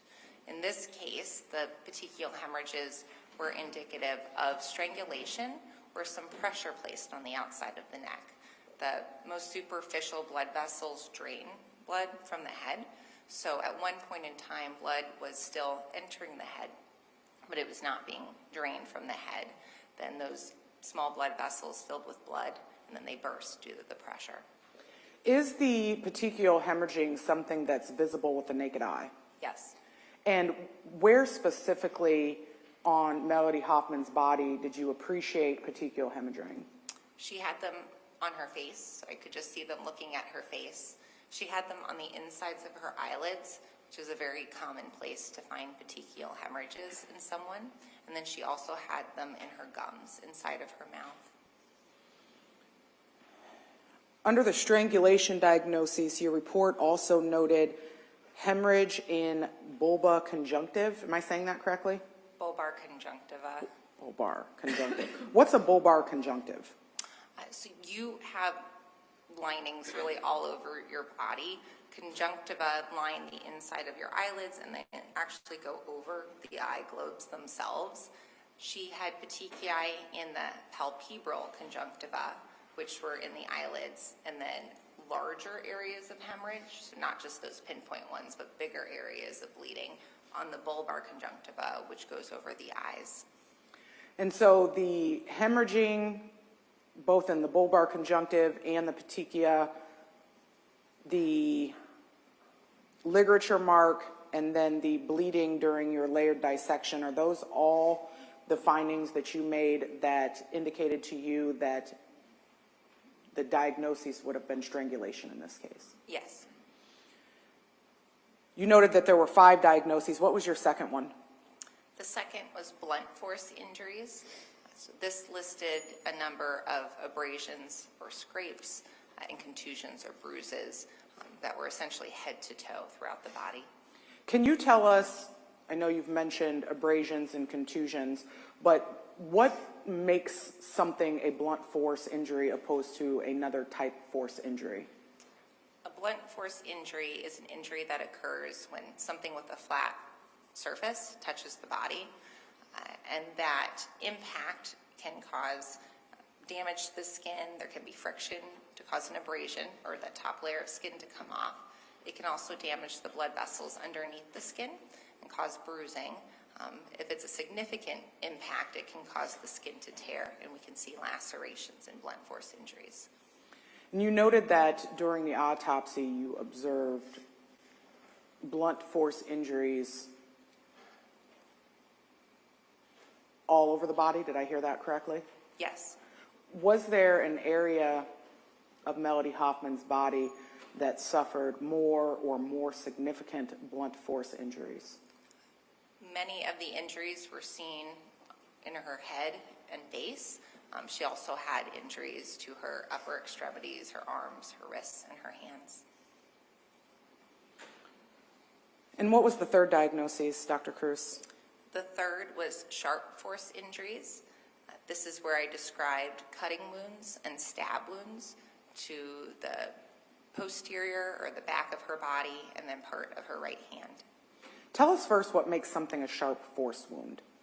A sharp force wound is an injury that occurs upon contact with an object that has a sharp edge. Instead of impacting the skin like a blunt force injury and causing injury that way, actually enters and divides the body, causing clean, open wounds. You described for us cutting wounds versus stab wounds. Can you explain to us what the difference between those two are? A cutting wound is a sharp force injury where the length on the surface of the body is longer than the measurement of the depth of the wound inside of the body, and a stab wound is the reverse. So the length of the injury on the outside of the body is a smaller measurement than whatever depth I measure going into the body. There were 2 additional diagnoses listed on your autopsy report. Can you tell us what those were? The first was coronary artery and aortic atherosclerosis. It was very mild calcification of one of her coronary arteries and the aorta, which is a big blood vessel that brings blood from your heart to the rest of your body. And then the 5th one, was that the hepatic steatosis? Yes, hepatic steatosis is just a fancy word for fatty liver. So the 4th and 5th pathologic diagnoses, they're part of your findings, but does that mean that necessarily they were caused by someone else? No. My autopsy documents all of my findings, whether they contributed to the cause of death or not.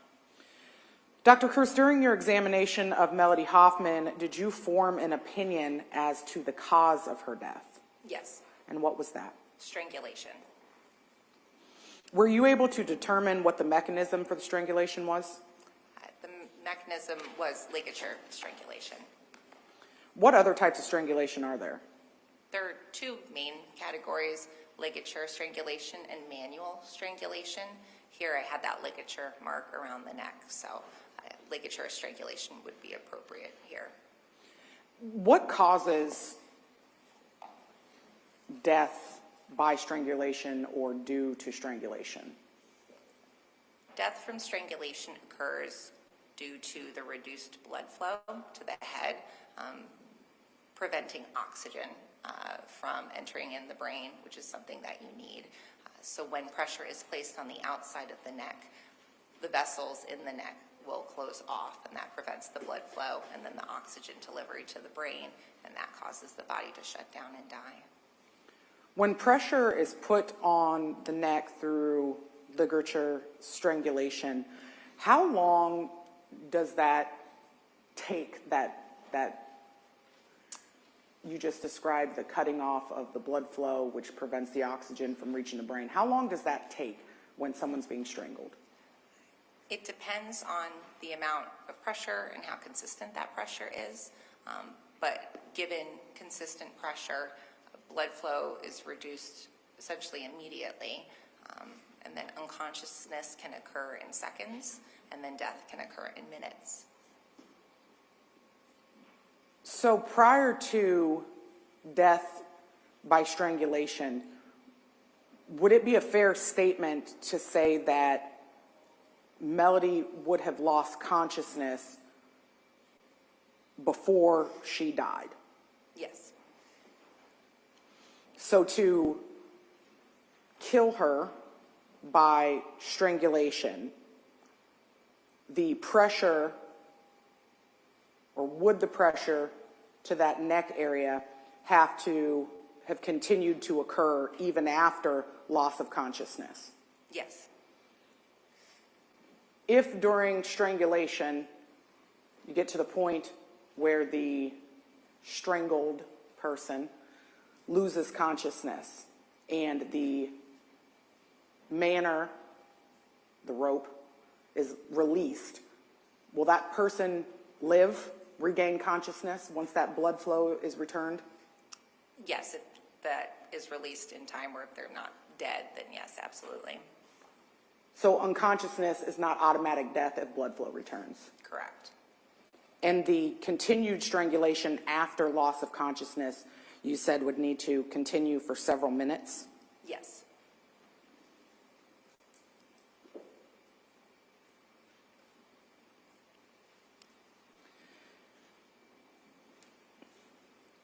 To cause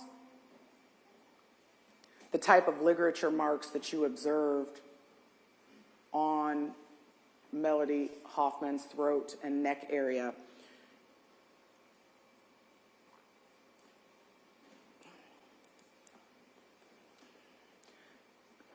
Would you offer an opinion regarding the amount of force that would need to be applied to create those injuries? There have been some studies to say exactly how much force. It's hard to know, but enough to cause the abrasion to her skin, the hemorrhage in the muscles of her neck, and for the blood vessels to be closed off. And when you say the abrasion to the neck, you noted that an abrasion was removal of a layer of skin, correct? Correct. And then also the internal injury of the muscle tissue damage inside the throat. The hemorrhage, yes, in the muscles. So this strangling object would have had to been pulled pretty hard. Yes. Based on the observations that you made regarding the injury to the neck area and the ligature marks, are you able to form an opinion as to where the strangler would have needed to have been standing to accomplish this pattern or this type of injury? I can't tell exactly from my autopsy exactly where people were located, but the ligature mark itself existed on the front of the neck, slightly on the left side of the neck, and significantly on the right side of the neck. So a lack of injury to the back of the neck, would that suggest to you or be consistent with the strangler standing behind Melody Hoffman at the time that she was strangled? That's a reasonable interpretation, yes. Were you able, Dr. Cruz, to form an opinion? We have cause of death being strangulation. Were you able to form an opinion as to the manner of death in this case? Yes. And what was that? Homicide. Can you tell us what a homicide is? Homicide is a medical term, and it means death at the hands of another. During this autopsy, you took several photos, or several photos were taken. Yes, we took many photos. Your Honor, I would like to show the witness State's Exhibits C through V, please. Be 24 C through V. Yes, sir.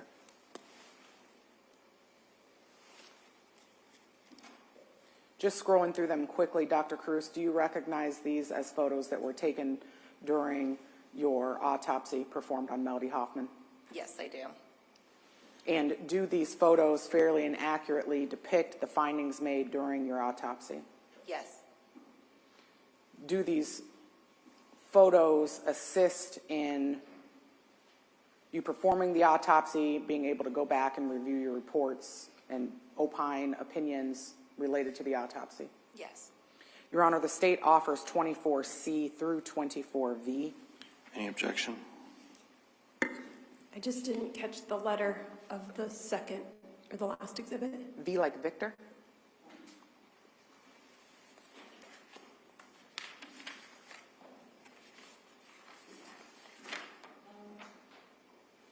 No objection.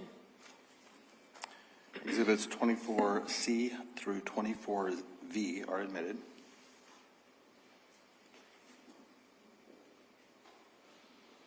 May I have permission to publish exhibits, Your Honor? You may. Publishing now.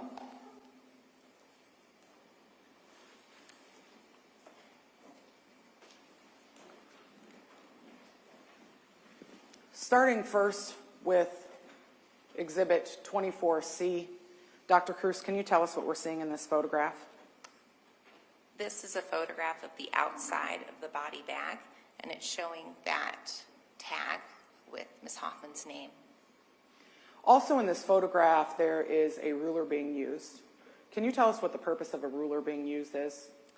The purpose of the ruler is for scale, and the ruler also has our internal case number on it for organizational purposes. And so the 24-01631, that's your internal state medical examiner's office case number? Yes.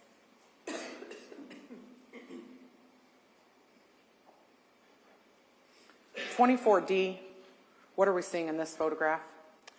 This is a photograph of what is called a toe tag. This is a tag on the body that is meant to have the decedent's name, and here it says Ms. Hoffman's name, and some other information such as when she was found and who placed the tag on her. The other items in this photograph appear to be some sort of blanket and some debris. Are those the items that were found as is with Melody Hoffman within the body bag? Yes, So those arrived with her. correct.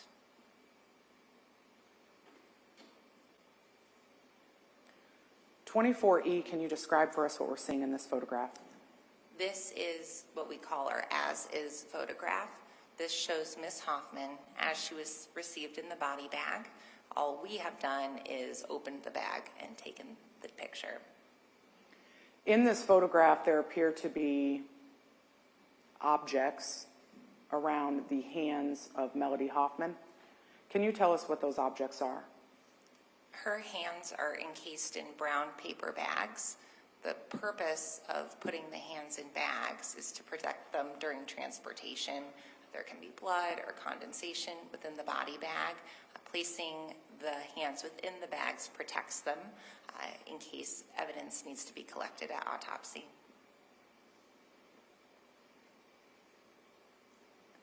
In State's Exhibit 24F, can you tell us what we're seeing in this photograph? This is what we call an identification photograph. This is Ms. Hoffman after she has been cleaned, and it's a photo of the front of her face. From this photograph, are you able to observe any of the injuries or indicators of the diagnoses that you found during this autopsy? Yes. And there should be a laser pointer up there if it helps you at all, Dr. Cruz, and for whatever reason, it only works on the big screen. Okay. Yes. In this photograph, many blunt force injuries can be appreciated. One of the larger injuries is on the left side of the forehead, where she had abrasions or scrapes.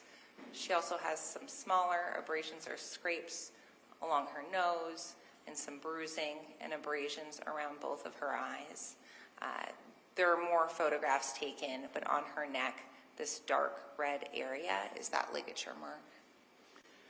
Couple of questions. You use the term appreciated.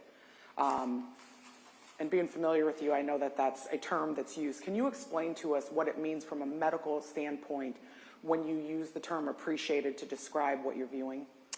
Yes, it seems to be something we say where I'm essentially saying you can see.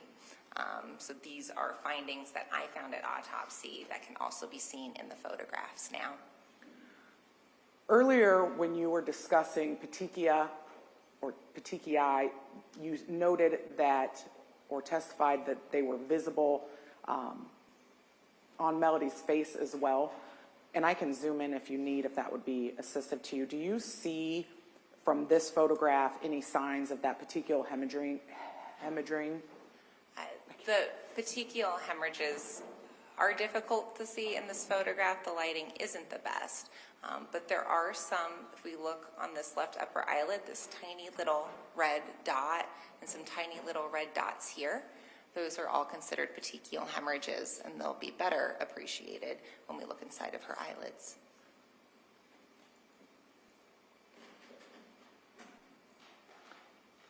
Moving on to State's Exhibit 24G, can you tell us what we're seeing in this photograph? This photograph is of the right side of Ms. Hoffman's head. Here, I was demonstrating that ligature mark from the strangulation. The ligature mark goes from the front of the neck all the way onto the right side of the neck. The darker red areas are more significantly abraded skin, where we've lost that top layer, and there is some more superficial abrasions or marks here, moving all the way onto the right side of the neck. Would the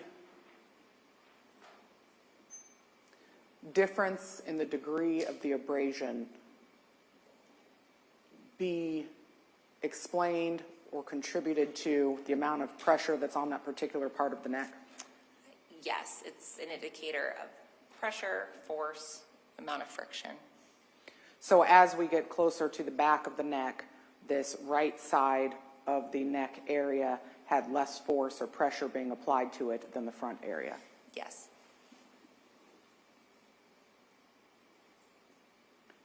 (24H), can you tell us what we're seeing in this photograph? This is the left side of Miss Hoffman's head. Here, looking at her neck, we see some of that ligature mark on the front of the neck, moving slightly onto the left side of the neck, but then we lose it as we move more toward the left.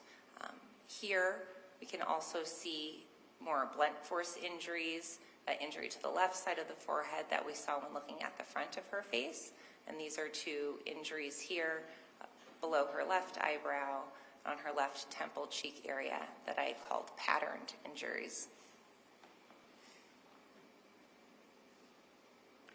I'm going to ask you more about the patterned injuries later. This angle, would you agree that the ligature marks on the left side of the neck and throat area are less than even the right? Yes. In the neck area, there seems to be a difference in coloration where above this certain line, things appear to be darker and more purple, below less dark, less purple. Can you explain to us what would cause the purpling above that neckline or that demarcation line? That purple discoloration indicates congestion. So those blood vessels, some of which burst and cause the petechial hemorrhages, are filled with blood. And we can essentially see that blood on the surface of the skin, and it causes that discoloration. And that congestion, is that congestion caused or as a result of the blood flow being cut off during the ligature strangulation? Yes. So this would be pooling of the blood that can't get back down. Yes.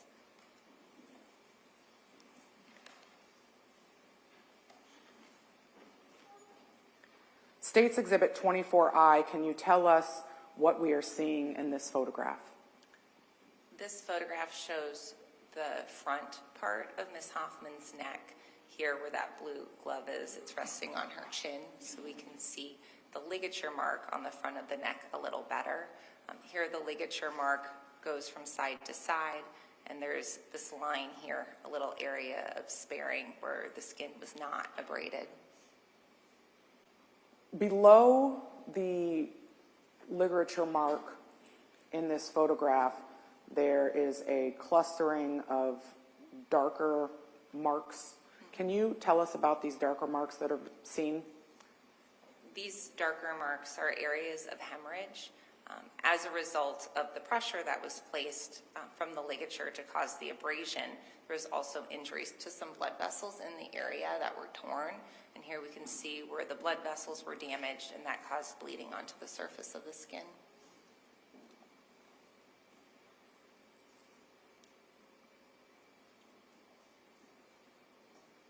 (24J), can you tell us what we're seeing in this photograph? This photograph is highlighting blunt force injuries. This is the left side of the face, and we have blunt force injuries, abrasions, and contusions or bruising on the left side of the forehead, around the left eye.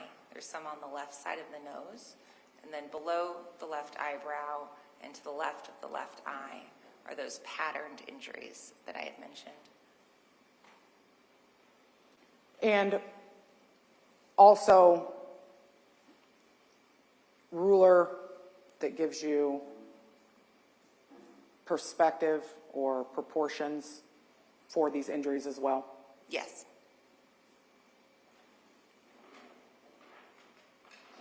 The darkening seen on Ms. Hoffman's lips, is that also injury related? That darkening I thought was most likely related to changes after she had died. It's really just drawing of the lips. States 24K, can you tell us what we're seeing in this photograph? This photograph is showing the underside of the eyelids in Ms. Hoffman's right eye. These forceps are pulling up the upper eyelid, and then the blue glove here is pulling down that lower eyelid. The lower eyelid best shows those petechial hemorrhages within the conjunctiva. Here we have these little red dots, and those are all petechial hemorrhages. And those petechial hemorrhages are indicative to you of the cause of death? Yes, they were associated with her strangulation.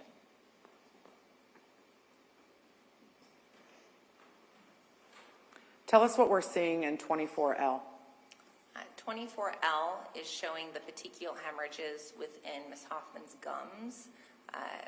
There's one of the larger ones can be seen here where I'm circling it.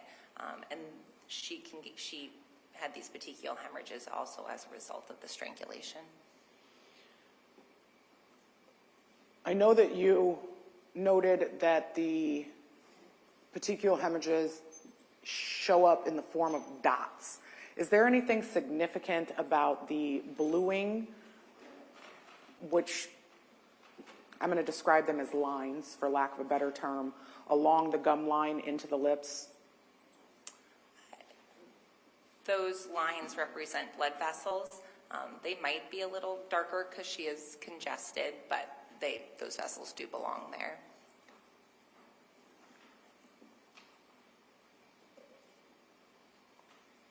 States 24M, can you tell us what we're seeing in this photograph? This photograph shows Ms. Hoffman's back, and these are where the sharp force injuries were identified.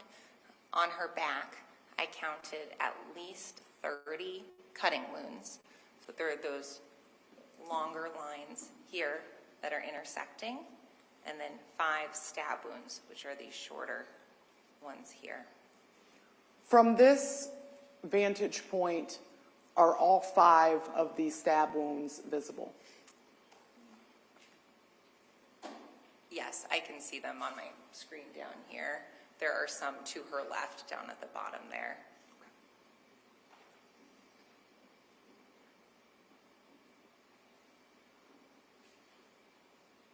And those 2 stab wounds that weren't initially visible to the bottom left in 24M, are they visible in 24N? Yes. And can you show those to us, please? These 2 here. From this angle, can you describe for us this, what I would call bruising pattern, or the difference in skin tone seen here? This difference in skin color that's well demarcated is called lividity. After a person dies and their heart stops beating, blood will pool according to gravity. It will enter into the small blood vessels in a way that you can see discoloration on the surface of the skin, similar to what we had discussed with the congestion of the face. Here, this is lividity on her left side, and then on part of her back, showing where the blood pooled according to gravity. And so that pooling according to gravity, would that indicate to you that her final resting place was in a face down position as she's shown on your table here? Yes, so the blood will pool according to gravity and will actually shift for a period of time until those blood vessels break down and the blood can't move in and out of them anymore. If there's what we call anterior lividity, meaning that the pooling of the blood stays on the front side of the body, we know that the body had been lying prone or face down for a period of time because we received the body lying on its back in the body bag. You said that this lividity happens over a period of time. Is there any way to say how long it took for this lividity to set or to happen? There is some guidance in terms of when lividity can become fixed or stuck in one spot for good. We're generally taught about 12 hours, but lividity can become fixed in different places during that 12-hour window.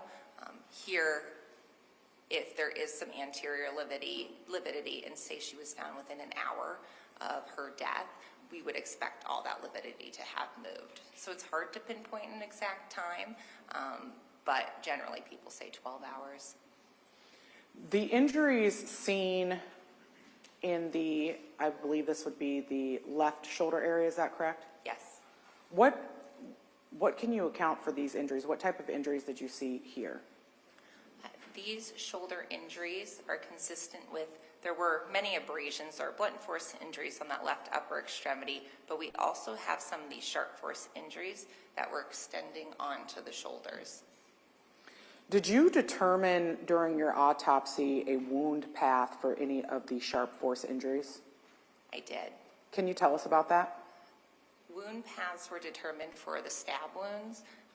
Cutting wounds are superficial, so I wouldn't say what direction they went in, other than from the outside of the body to the inside of the skin. But for each stab wound, I determined an individual wound path, and they were actually all in the same direction. So each wound path went from back to front, left to right, and downward. Can you tell us, when you say back to front, would that be back of the body to the front? Yes, it's in reference to her body. And in a downward angle? Yes. What does downward suggest? It suggests from top to bottom, going at an angle toward the feet. So the angle for a downward pathway would be shoulders to feet area? Yes. Okay. And then you noted that the cutting wounds, you're not able to tell the direction that those marks, or the path that those marks took. Correct. They essentially all go from back to front, which is apparent because it's just a cut into the skin. Were you able to tell or to form an opinion as to whether the sharp force injuries, both the stab and the cutting injuries, whether they occurred before or after death? I was not. Do you have an opinion as to whether they occurred post or peri-mortem? In general, when injuries are sustained, there should be some bleeding involved, that the person is still alive and their heart is beating. These injuries have a very yellow appearance to it, suggesting to me that there's the possibility that her heart was not beating at the time they were sustained, or in the very least, they could have been sustained while she was in the process of dying, which is called the peri-mortem period. When you said that you could not tell if they were caused after death, someone who is peri-mortem, doesn't have a heartbeat, could still be considered alive. Am I understanding that correctly? That peri-mortem period is really the process of dying, so a slow heartbeat, eventually it stops.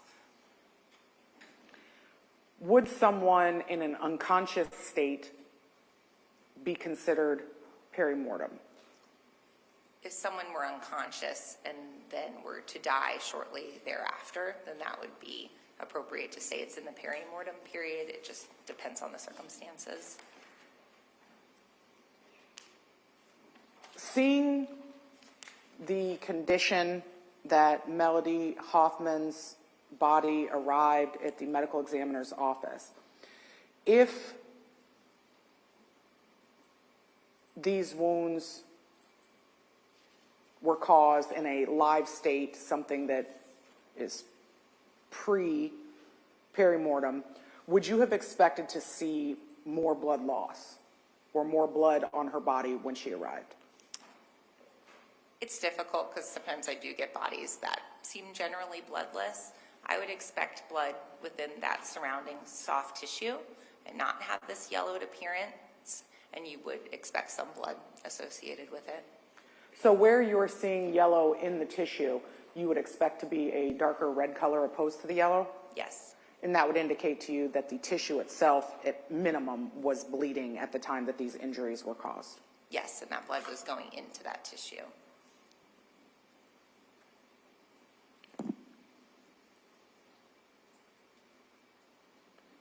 States 24O, can you tell us, I'm going to go back up to N because I'd like you to show us where on the body this was located. Firstly, can you show us in 24M where the injury in O is found on the body? We're looking at injuries on her right buttock here. And going back to O, can you tell us what you're seeing or what about this specific injury caused you to photograph it individually? These sharp force injuries appeared to look slightly different. For example, if we look at this sharp force injury that's running vertically, it's quite thin. And then we have these larger sharp force injuries. These sharp force injuries have the appearance of some sort of sharp object that looks like it was serrated, like a knife, was being dragged along the skin. So there are varying depths of the injury that have a pointed appearance, and that top layer of skin still exists and was essentially pushed aside. So in regard to the cutting injuries that were found on Melody Hoffman, is it your opinion that they were caused by some sort of a knife or a blade that also contained a serrated edge? Yes. Do you believe that the cutting wounds or the cutting wounds and the stab wounds were caused by the same instrument? These cutting wounds here and the stab wounds were fairly nondescript, so it's hard for me to say, but it is possible that whatever caused this injury with the serrated appearance, that could also have caused those other injuries as well. 24P, can you tell us what we're seeing in this photograph? This is Ms. Hoffman's right hand and her right wrist. Here we have blunt force injuries or abrasions, the largest of which is an abrasion on her right wrist. Above the abrasion that you just circled, there seem to be, I would say, 3 darker spots. What, if anything, can you say about those? There was bruising associated with these abrasions on her right upper extremity. It can be difficult, as we saw with that lividity, to know for sure if they're all consistent with contusions or if there's some lividity, but there was definite bruising on this right hand. And the dark spot that's noted or visible in the abrasion, is that a tattoo? Yes. 24Q, can you tell us what we're seeing here? This is Ms. Hoffman's right hand. Here, that discoloration on the backs of her fingers can be better appreciated and is consistent with bruising. This photo is meant to highlight additional sharp force injuries or cuts that were on her right hand. There are some V-shaped cuts on her fingers right here, and on the side of her hand is a deeper cut.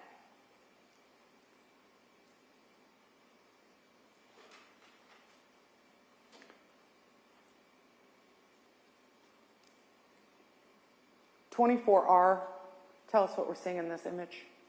This again is Ms. Hoffman's right hand. This shows that deeper cut a little better and some additional injuries moving up that pinky finger.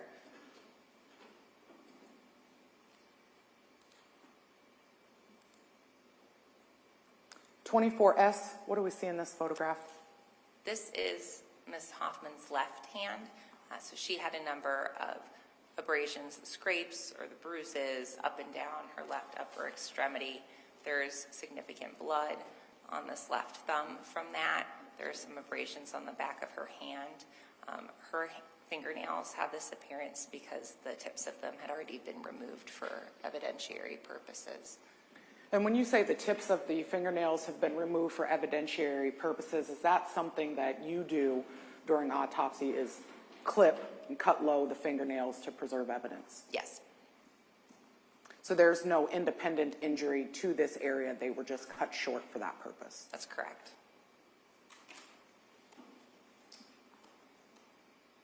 24T, what are we seeing in this photo? This is the side of her left hand, again showing that area where there's an abrasion and significant blood.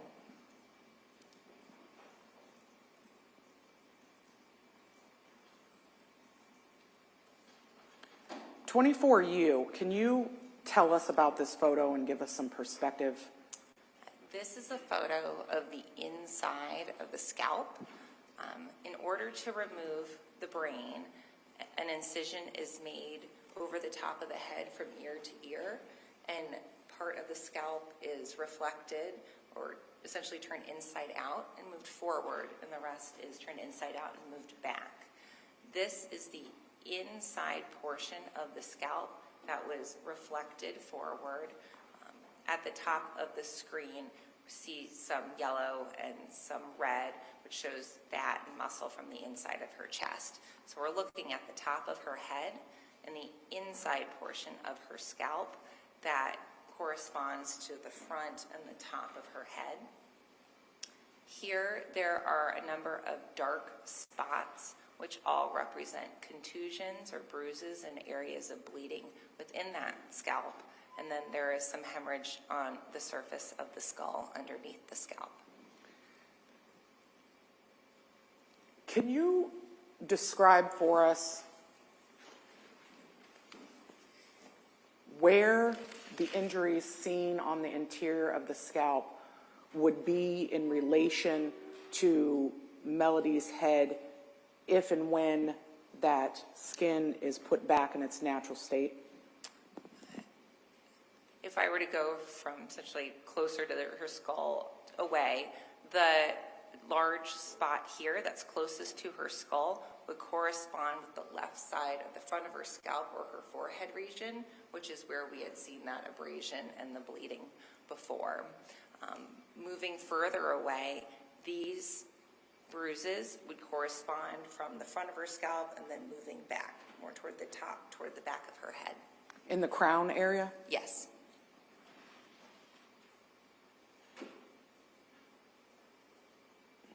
Were you able, from the external examination, I know that you discussed having corresponding injuries visible on the skin in that front left eyebrow temple area. Were you able, through the hair, to see any corresponding injuries for the crown area injuries? I did not, but I also did not shave her head, so it doesn't mean they could not have been visible. I just was able to appreciate them upon reflection of the scalp. The dark area in the bottom left hand, well, it would be bottom if it was in the right spot, but this area that I'm circling close to the ruler, is that a contusion or an injury as well, or is that some other? That appears to be a contusion as well. The bleeding was variable, so some areas were darker and some were lighter. And to be clear, that area would be corresponding to the back left lower side of the head? It would be the left towards the top back. That incision is made over the top of the head, and that's toward where that incision would be. So a lot of mid-crown area forward bruising. Yes.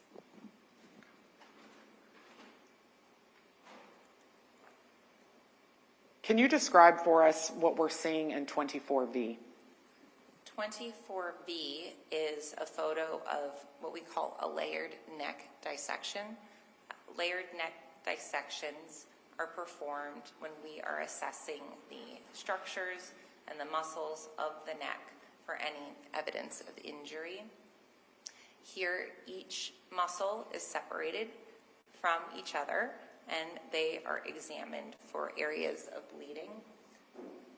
Notoriously doesn't photograph that well, but there were many areas of hemorrhage within those neck muscles on both sides of the neck. And what did those areas of hemorrhage indicate to you? Those areas of hemorrhage to me correlated with that strangulation.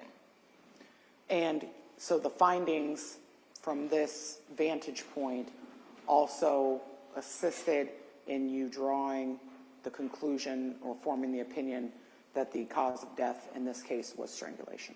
Yes. Your Honor, if you'll clear my screen.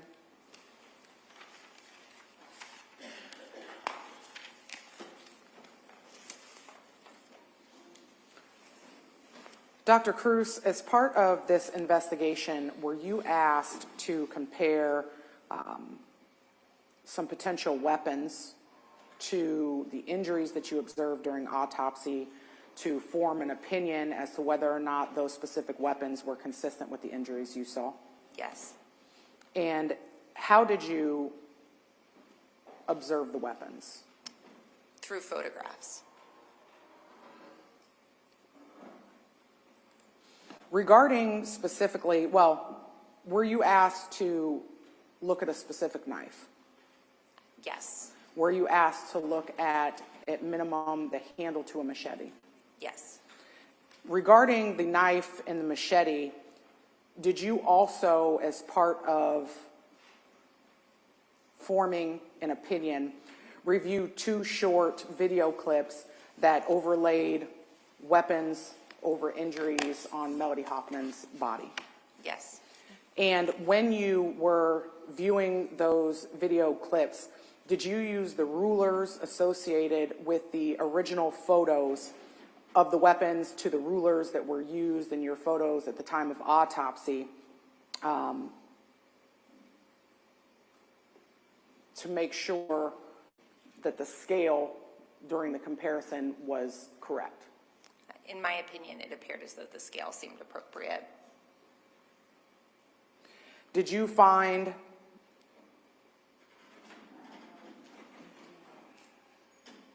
that viewing those clips helped you form an opinion as to whether or not the weapons you were asked to consider were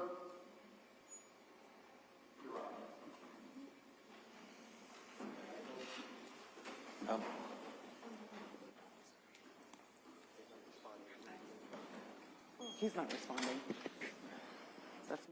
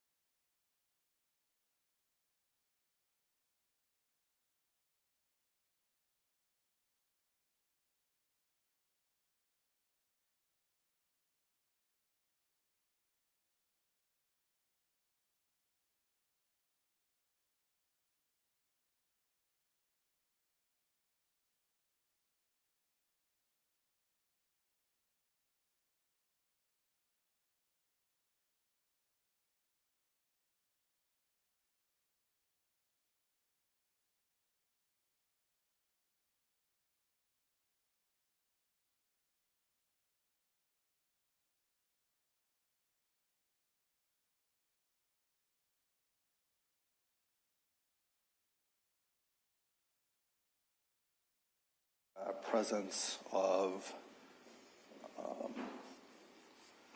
juror number 11, just Jebediah Page. And first of all, I just wanted to make a record of what occurred before we recessed. We were in the middle of the medical examiner's testimony and had a medical emergency. And at that time, court was alerted that Mr. Page was suffering a medical emergency.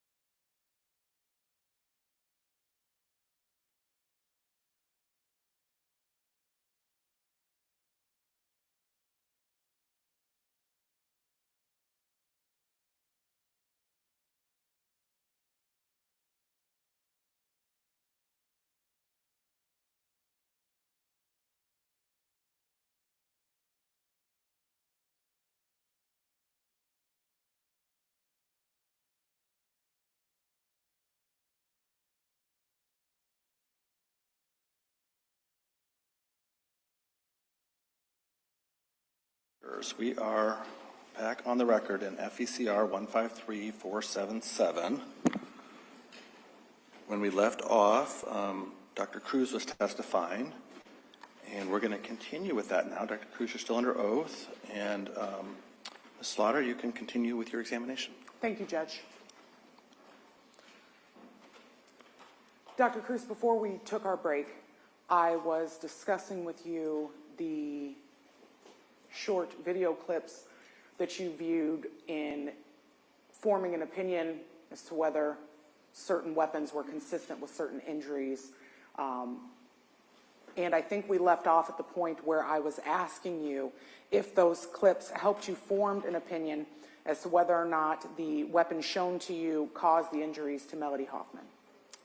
Yes, I viewed the videos, and from the videos and viewing the photographs on my own that had been provided, I determined that those implements could have caused the injuries to Ms. Hoffman. Your Honor, the state offers 24W and 24X.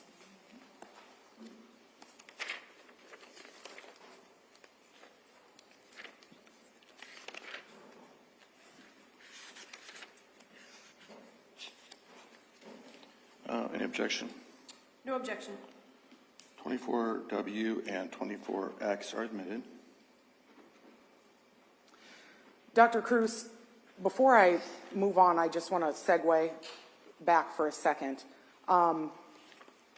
When we were going through the photographs that were taken during autopsy, there were some photographs of injuries to Melody Hoffman's hands. Do you recall those?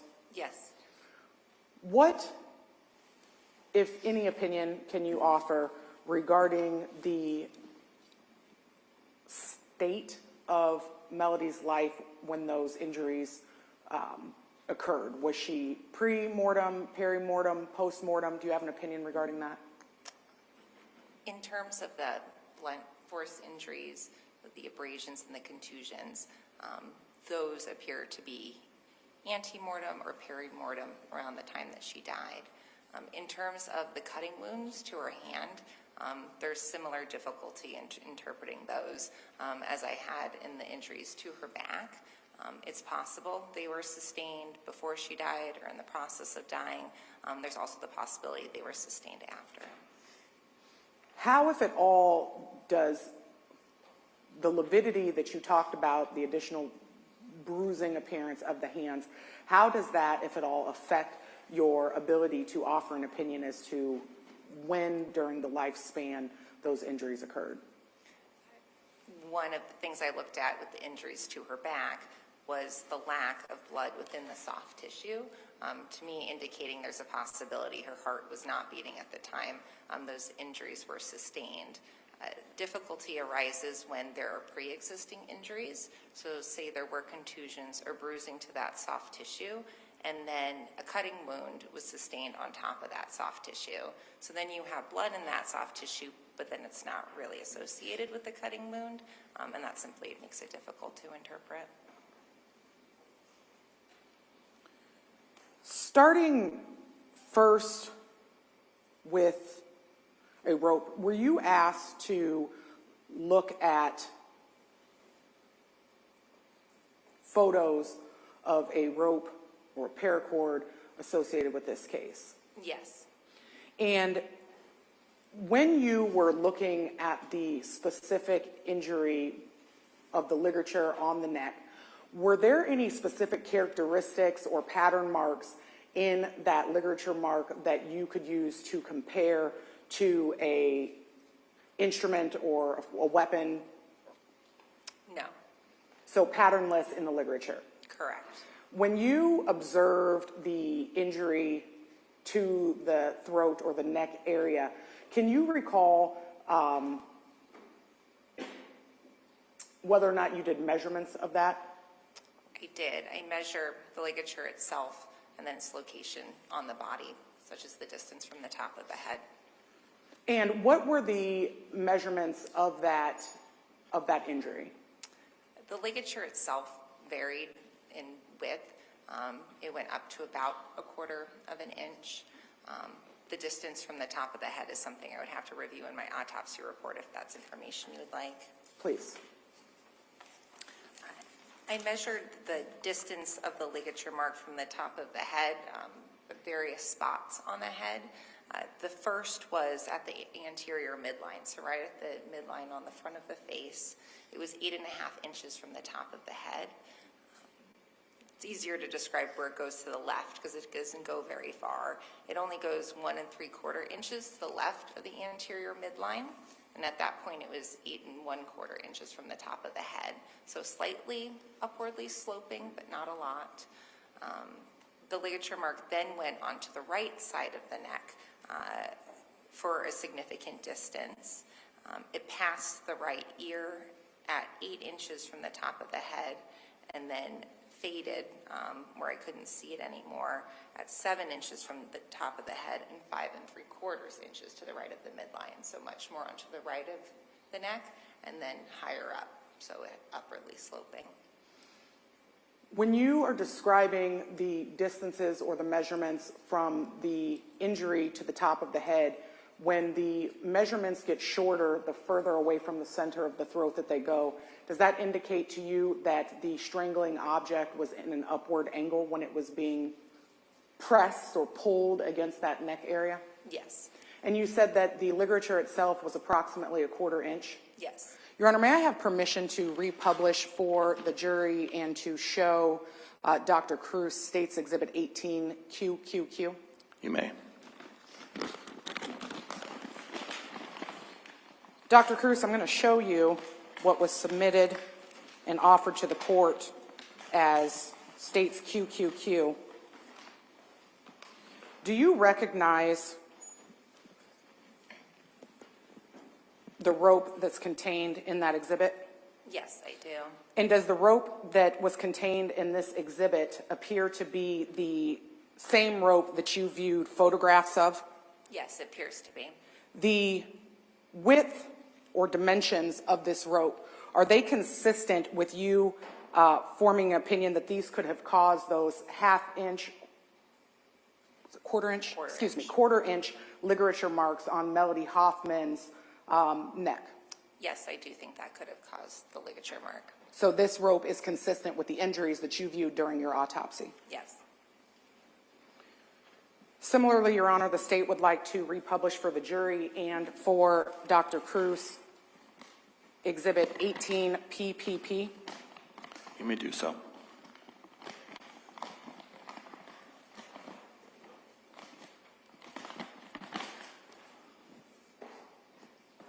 Dr. Cruz, I want to show you what we have admitted as evidence as 18PP.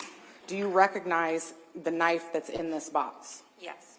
And the knife that's in this box, is this the knife in which photographs you viewed in forming your opinion related to this? Yes. Was this also the knife that was contained within the video clip that we discussed briefly? It appears to be yes. Okay. And just to be clear, on this knife, do you see straight edge as well as serrated edges? Yes, I see both.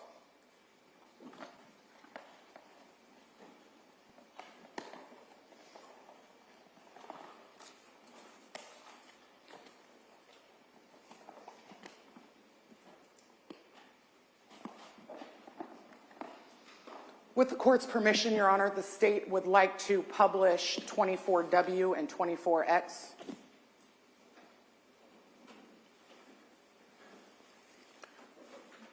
May I also make a brief record about the exhibit, Your Honor, that 24W and 24X are contained on the same disc that references both exhibit numbers. All right. You can go ahead and publish at this time.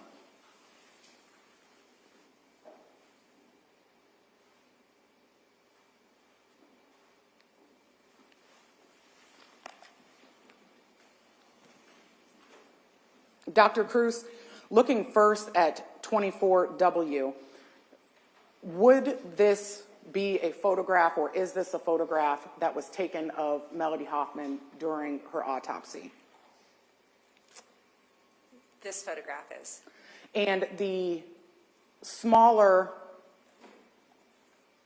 photo that's overlaying that, is that the handle to the machete that you were asked to make an opinion about?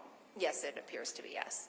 And if I understood your testimony earlier, the scale of the machete handle and the scale in which the autopsy photo are zoomed to, you said would be a fair scale? It appears fair to me, yes.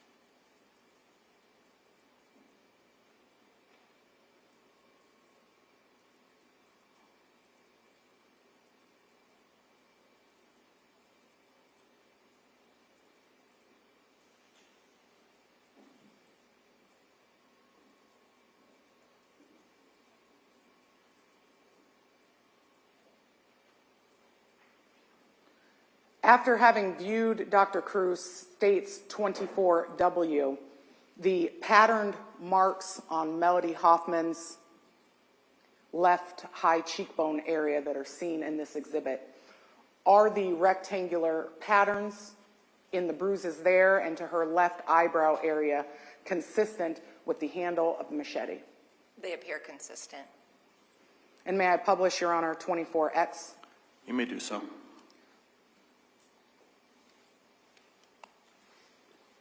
Dr. Cruz.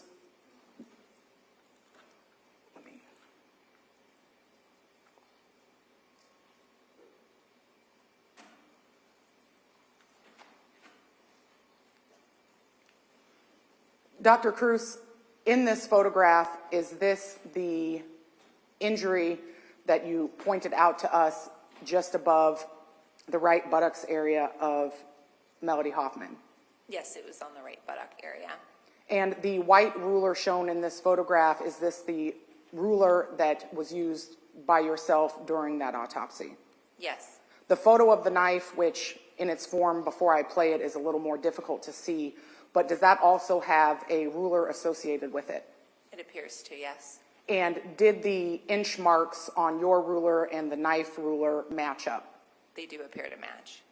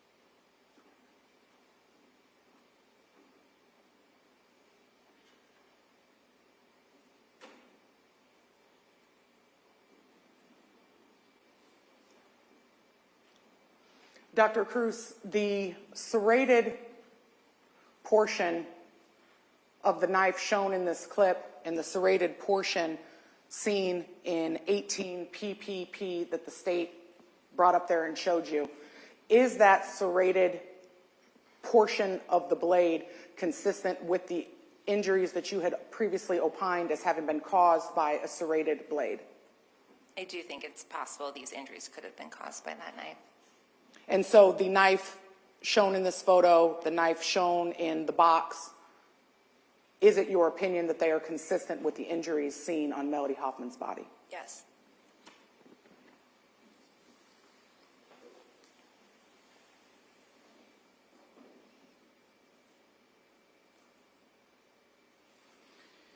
As part of the autopsy, are there also samples that are taken from the decedent that are sent out for additional testing? Yes. And was that done in the case of Melody Hoffman's autopsy? Yes. Can you tell us what types of samples were sent out?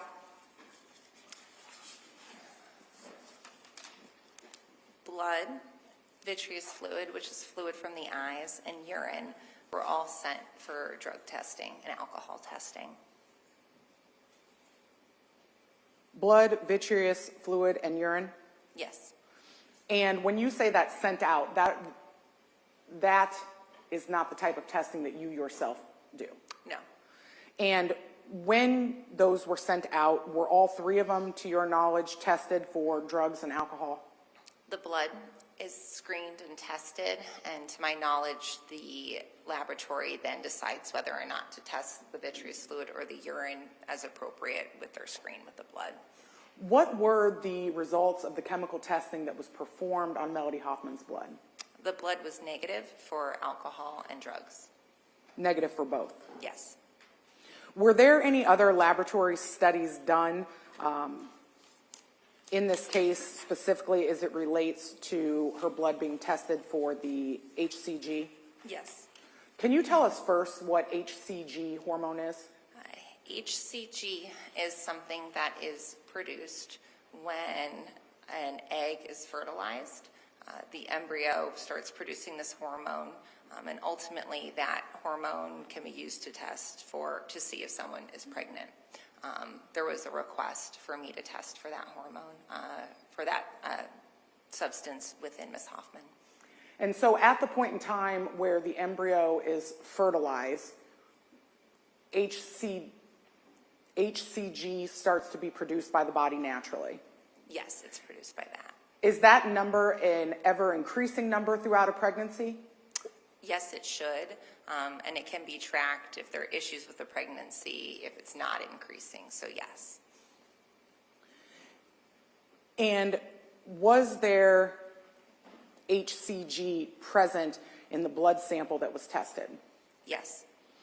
Now, during the actual autopsy, do you personally examine the internal organs of the body as well? Yes. And does that include the uterus? Yes. During the internal examination of Melody Hoffman, did you see any physical signs in her uterus of a pregnancy period? No. And what does that indicate to you if there's HCG present but no physical indication in the uterus of pregnancy? Well, her level of HCG was 7.3. The reference range is 0 to 5 would be considered normal, so it was low.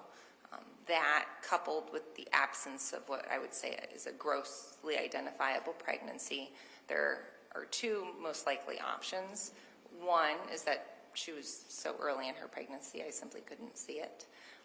Two was that she was previously pregnant, no longer pregnant, had HCG in her system, was slowly clearing it, and had just not completely cleared it. And when I saw her, she did not have a pregnancy. So if she was brand new in a pregnancy, how many weeks are we talking here where you wouldn't be able to physically see something in the uterus? It would be very early on, say 2 weeks would be appropriate. If there was a pregnancy that, for whatever reason, ceased and there was a miscarriage, would the HCG levels in a person's blood then start to decrease? Yes, they should. That's not something that goes from 10 to 0, right? Correct. It's something that your doctor can actually track over time. So it would show a steady decrease in the numbers. It should decrease, yes. At the point of miscarrying a pregnancy and a period happens, once that miscarriage, for lack of a better term, is flushed from the body, it's still possible to see HCG in the blood? Yes. Okay, so even after a period, those numbers could still be present and declining? Yes. So are you able to opine specifically whether she was newly pregnant or having recently experienced a miscarriage? I cannot tell, no. but at some point there was a fertilized egg in utero in Melody Hoffman. Yes, I believe so. Yes, Enough to be showing the pregnancy hormone in her blood sample. yes.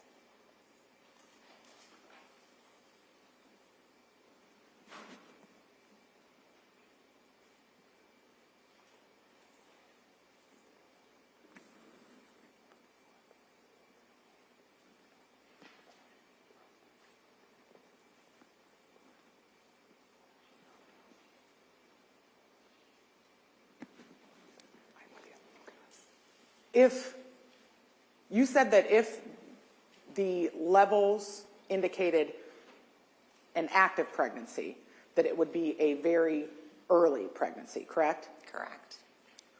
The levels that were present, would they be present soon after having missed the period? Would they show that by that point? It depends on her cycle. Every woman is different. It's possible that she did miss her period. So possible that at minimum she could say, hey, I missed my period. Yes, it's possible. I'm late. Yes. Okay.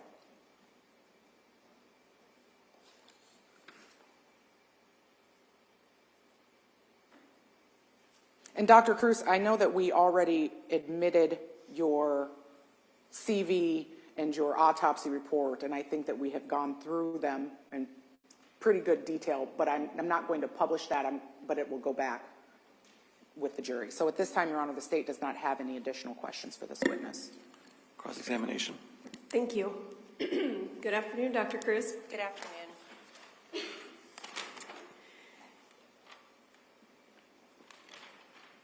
I'd like to start where you just left off with this HCG. How is HCG measured, I guess, in milliliters? It's an interesting unit, at least for the blood. It's milli-international units per milliliter.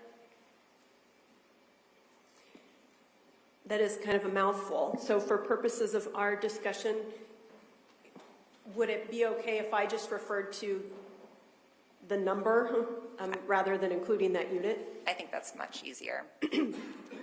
You said that your autopsy, or rather the laboratory results that you submitted, came back and indicated an HCG of 7.3. Is that right? Correct.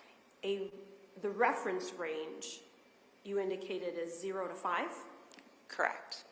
Which means that an HCG level less than 5 would be considered negative for pregnancy. Would you agree? I agree. And an HCG level between 6 and 24 would be in what I'll call kind of a gray area. Would you agree with that? It's a difficult number for sure. Once an HCG level gets above 25, it can be considered positive. Would you agree with that? Are you referencing an at-home pregnancy test or? Well, I'm going to ask you about that in a second. So why don't you go ahead and explain to me what you're thinking? Well, I wasn't sure where you got the number from. Okay. At what level of HCG, in your opinion, would someone be able to say definitively, this person is pregnant? Well, HCG is actually, can be difficult to interpret, which is why it's important to have all information. As we discussed, someone could not be pregnant and have the miscarriage. I would need more information. I'm not quite sure what you're getting at, I guess is my point. Okay. You indicated in your direct that the HCG level should increase during pregnancy. It should, yeah. At what point in a pregnancy is HCG at its highest level?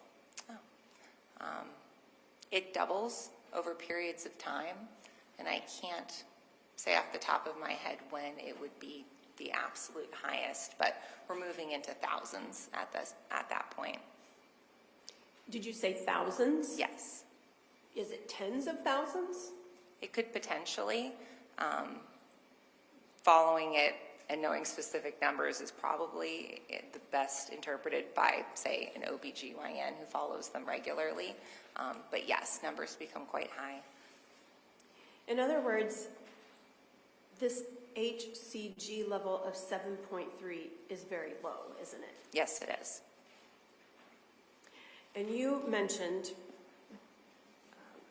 I think you said at-home or over-the-counter pregnancy tests. Let's talk about those for just a moment. Now, what was sent to the laboratory, was that a test result that came from blood? Or Yes. one of those other samples? Blood. And if you were to go to Target or your local store and buy a pregnancy test off the shelf, that's not going to test blood, correct? Correct. That's going to test urine. Correct. Is blood more, I don't know if accurate is the right word, perhaps sensitive to HCG levels than an at-home urine test? Yes, absolutely. And in looking at some of the tests that are out there, I'll tell you, the one that I found that claimed to be the most sensitive for detection of HCG bragged that its threshold was 10 HCG. Does that seem consistent with what you know about that hormone? That's quite low. That is impressive. If it's true, you would agree that is low, Yes. correct? And so what was detected in the blood sample you sent off is even lower than that. That is correct.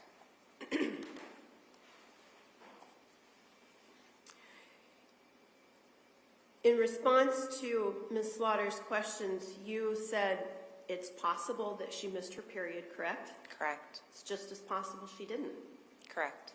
Because this could, assuming she was actually pregnant, it could have been as early as 2 weeks. Am I understanding that correctly? Yes. Now, let's say she had been pregnant earlier and had miscarried.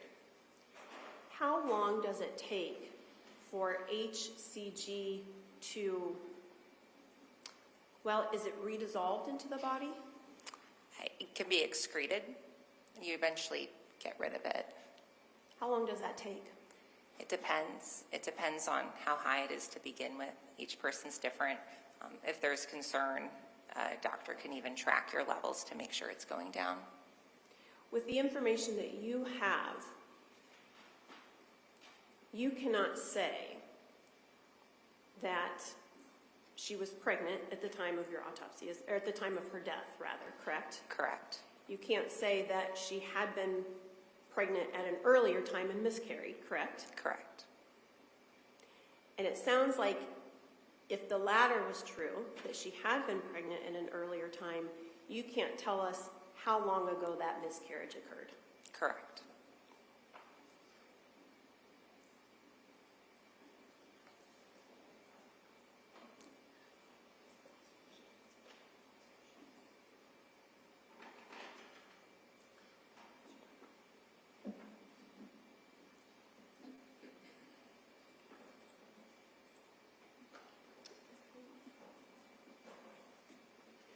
Doctor, thank you. I don't have any more questions. Thank you. Redirect? Just briefly, Your Honor. Dr. Cruz, I want to make sure that I understood your testimony. HCG comes from a fertilized egg, right? Correct. So it's never going to be in the blood unless there was a pregnancy. There are tumors that can produce it, but with my autopsy, I did not identify a tumor. So for Ms. Hoffman, yes. Okay. You would have seen the tumor during your autopsy. Yes. Okay. So for Ms. Hoffman, there's no tumor that created it, so it had to have come from a fertilized egg. Yes. Okay. Ms. Eimerman asked you some questions about the accuracy of blood being greater than the accuracy of urine, right? Correct. And that even an at-home test, the best one that she was able to find, could detect HCG levels at a 10, if I understood her correctly. But that would still be through urine, right? Correct. There's no at-home tests that are testing blood. Not that I know of. Okay, me either. Would you also agree that a test ran through a certified and qualified lab is going to be more accurate than any at-home test? Yes, I believe so. So if an at-home test that tests for urine can pick up a 10, it's not that surprising that a certified lab that tests blood is going to pick up HCG at a 7.3. Yes, it should. Okay. You were also asked whether if you could say for sure that there had been a pregnancy versus a current pregnancy versus a miscarriage, right? Correct. But you can't say either way. Correct. I cannot say either way. With certainty, both are possible. The only thing you can say with certainty is that somewhere recent enough to still show up on an HCG test, Melody Hoffman had a pregnancy. Yes. Okay. I don't have anything further. Cross? Thank you. Doctor, with the 7.3 HCG level, there is no, so let me rephrase that. If Melody Hoffman was pregnant at the time of her death, and you identified an HCG level of 7.3, there is no over-the-counter pregnancy test that you are aware of that would detect through urine an HCG that low, correct? Correct. Nothing else, thank you. Redirect? No, Your Honor. Thank you very much. You're excused.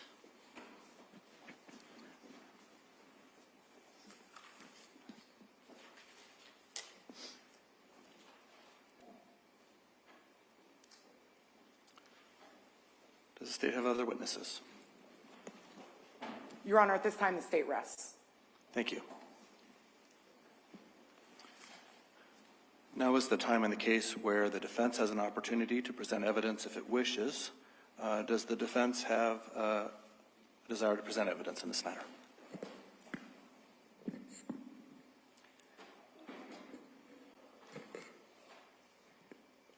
Sorry, Your Honor, the defense rests at this time.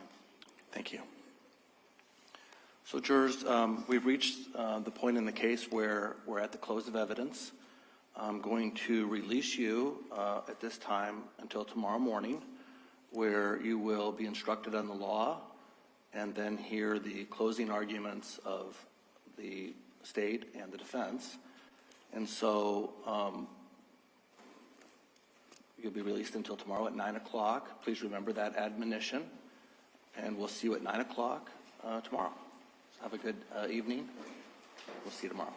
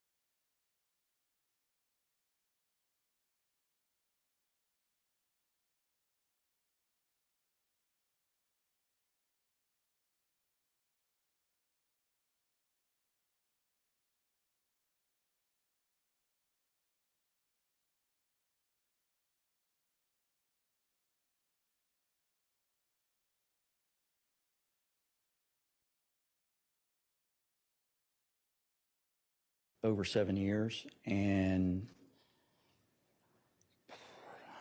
then I came down here to Alpharetta Police Department, where I was a patrol officer, and went back to West Virginia.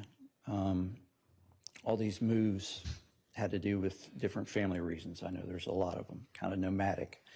At any rate, in West Virginia, I was with the West Virginia Medicaid Fraud Control Unit as an investigator, and initiated a digital forensics unit there after completing a degree in computer forensics from Marshall University when I was living there.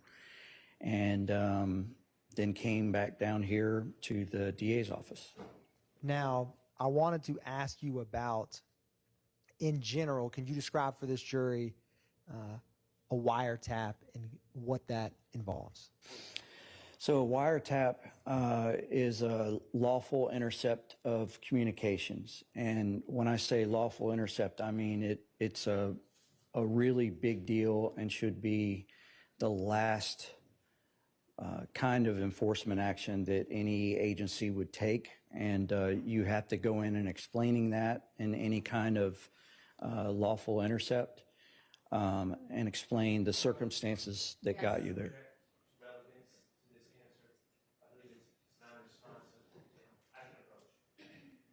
Your Honor, I can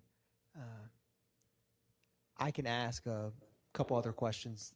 All right, go ahead. So, can you describe when a wiretap comes up, are you able to get voice calls that are made? Yes. Are you able to get text messages? Yes. Are you able, in some circumstances, to, or let me ask you this, with calls and messages, do you know the date and time the call's made? Yes. Do you know the number that is receiving or making the calls? Yes. Do you know if it's outgoing or ingoing, or incoming, excuse me? Yes. Now, and let me ask you this, what was your title or position as it relates to the wiretaps in this case? Technical case agent. And can you describe for the jury what wiretaps were obtained in this case in terms of who was the subject of the wiretap, or the phone number that was? I believe it was D'Amico Garlington, and I remember the last name, Sumlin. D'Amico Garlington and Antonio Sumlin, does that? Yes. Now, and when you had this up, is there a secure location where the wiretap, when it's live, so to speak? Yes, it's always done in a secure location that is not made public due to operational security reasons. And is there a process called minimization that you can explain to the jury? Yes, so every wiretap court order involves minimization rules that are administered by one of the assistant or deputy district attorneys within the district attorney's office that monitors the lawful interception. And these rules are given to anybody that's involved in monitoring the wiretap, and really anybody that's connected to that particular investigation. But it's usually a short list of people, meaning that it's not discussed what's going on with anyone else and any of the agencies involved. And let me ask you this, without getting into specifics, is there occasions where a wiretap call, the sound would go in or out in terms of that call would be minimized? Yes, so a minimization rule, which can be different for each case depending on whatever the rules call for, but as a standard rule, whenever you listen to a particular target phone call, if you're looking for information about a particular crime or subject and that is not happening, then after a period of time you must minimize that call, meaning that you stop the recording, and when you stop the recording as a monitor, you cannot hear anything that is being said on that particular phone call.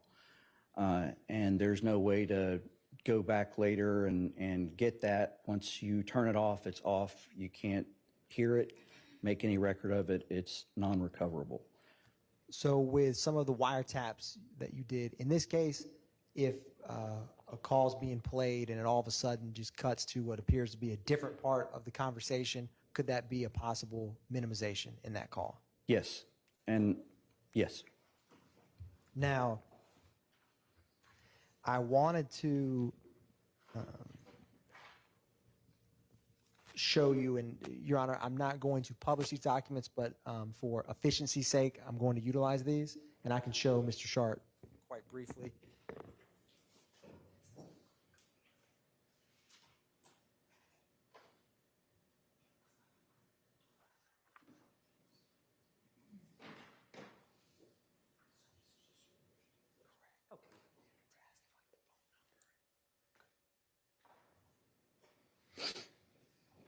I was going to, well, let me ask you this, Mr. Walsh. Would some of the paperwork that you filled out and submitted to the various cell phone providers for these wiretaps, does that contain some data that's helpful in terms of phone numbers or dates as it pertains to the wiretaps you were involved with?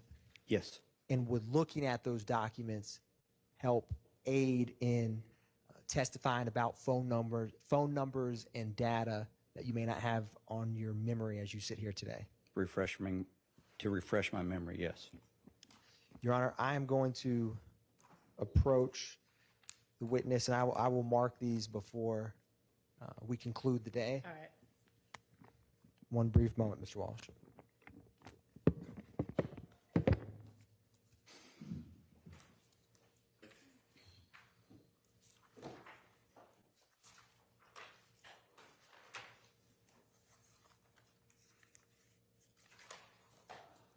Now, in this specific case, was there in total, or let me ask you this, looking at those documents, if they would refresh your memory, can you say the last four of the phone number associated with Mr. Sumlin that you had mentioned a wiretap for?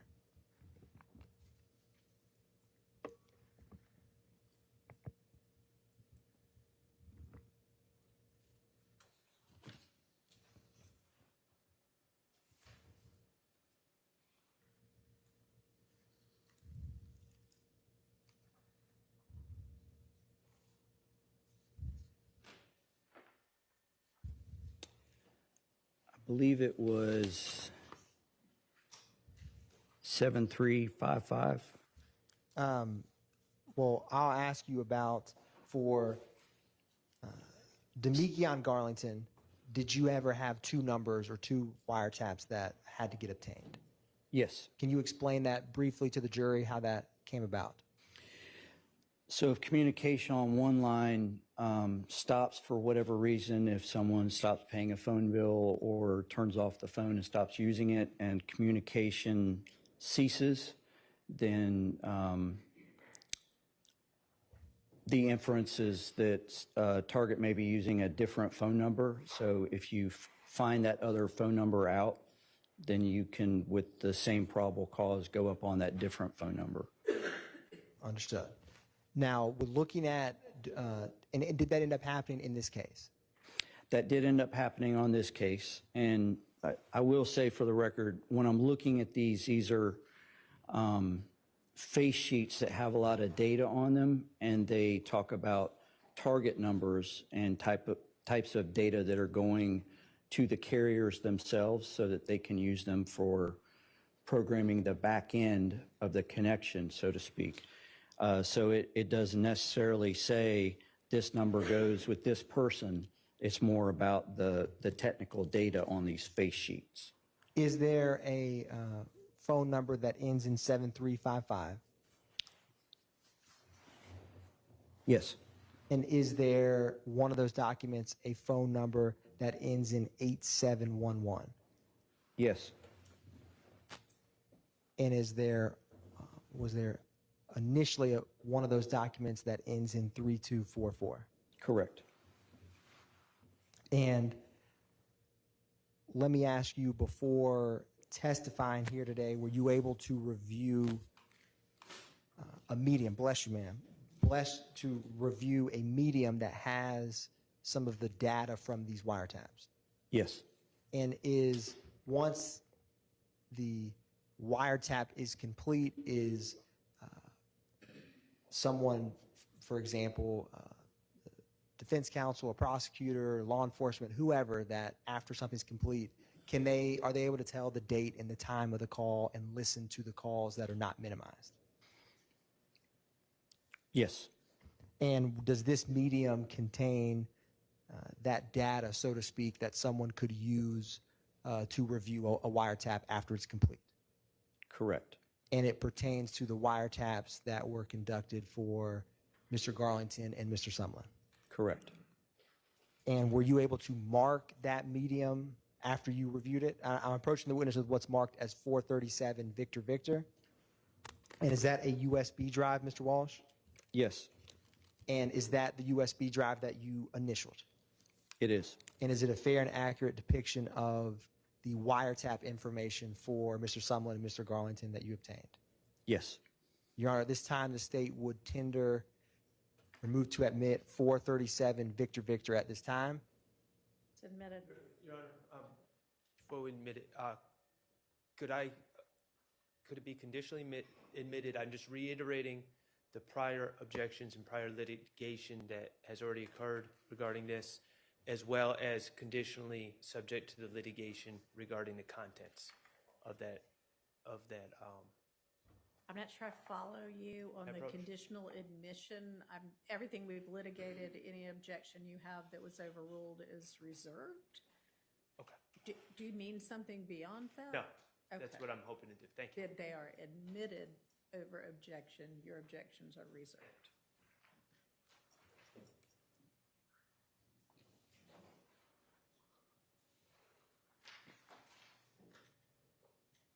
And let me ask you, Mr. Walsh, in general, was the beginning of these wiretaps in March of 2022? Yes. And was the ending of these wiretaps sometime in early May 2022? Yes.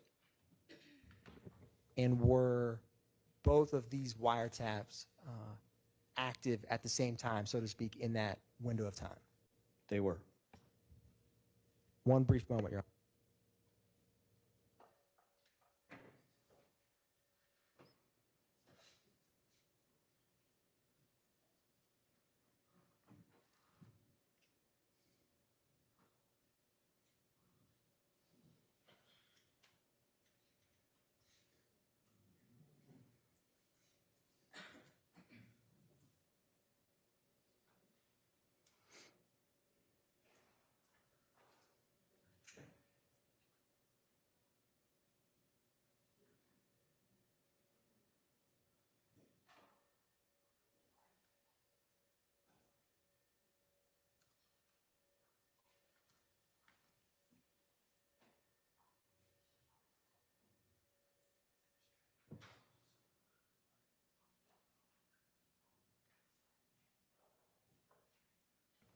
Do you know when you worked this wiretap, did Investigator Viverito have any role or assigned title as related to this? Yes, she was the case agent, which is different from the technical case agent. And in a brief nutshell, what would your role be as the technical case agent?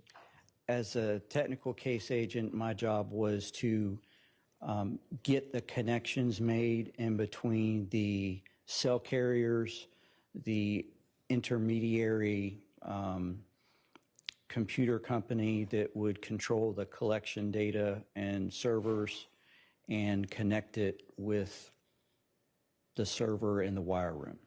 And would in general, the case agent for wiretaps, what in general is their main role or function in this process? Their job is to review all of the collections and to make sure that the minimization rules are followed, and or if they need to be changed for whatever reason.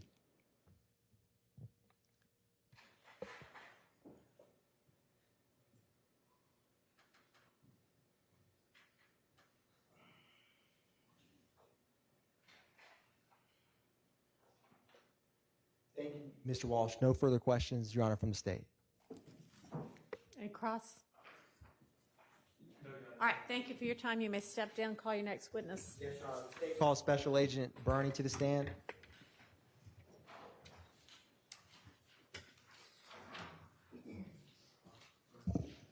He's a return witness, right? Is he a returning? Okay, that's right.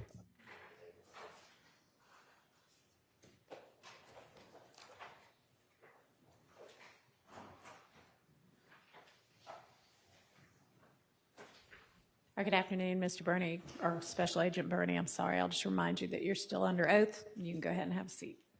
Thank you, Your Honor.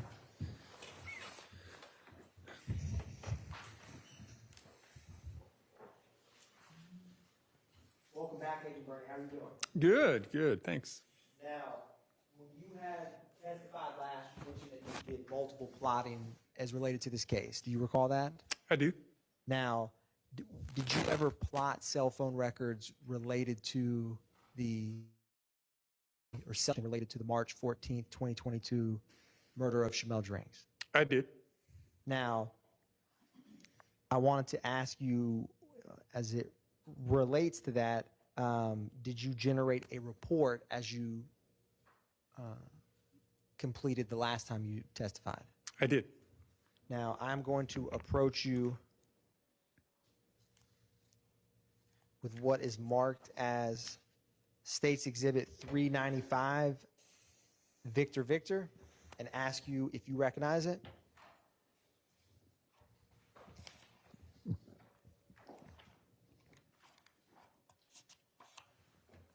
I do. And is that the report you generated for this case? It is. Your Honor, this time the state moves to tender into evidence 395 Victor Victor.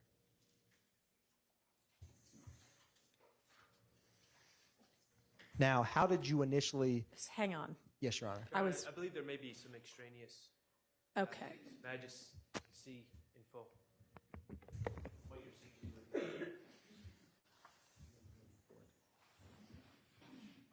Okay. I'm good. Thank you. All right, admitted.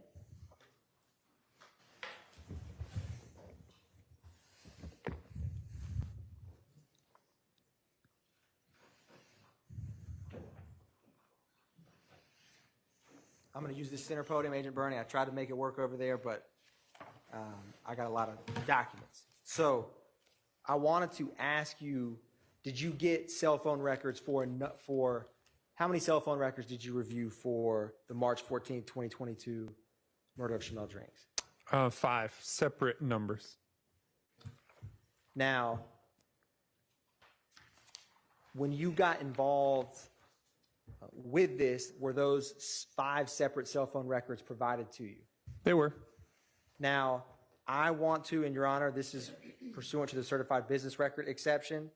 This is 391 through 394, Victor, Victor, Alpha, and Bravo.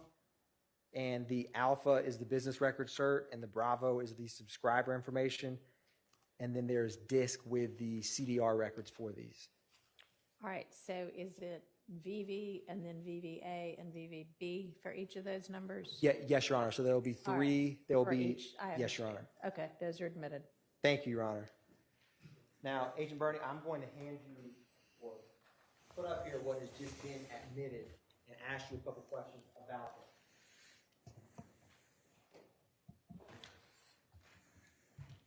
I'm going to publish 391 Victor, Victor, Bravo. And while that comes up, Agent Burney, did you have some cell phone records related to Shannon Jackson? I did. And did you have more than one phone number that was associated with Shannon Jackson that you analyzed? That's correct. Were they both Verizon cell phones? They were. And was the last 4 of one of them 8694? It was. And was the last 4 of another one 1103? It was.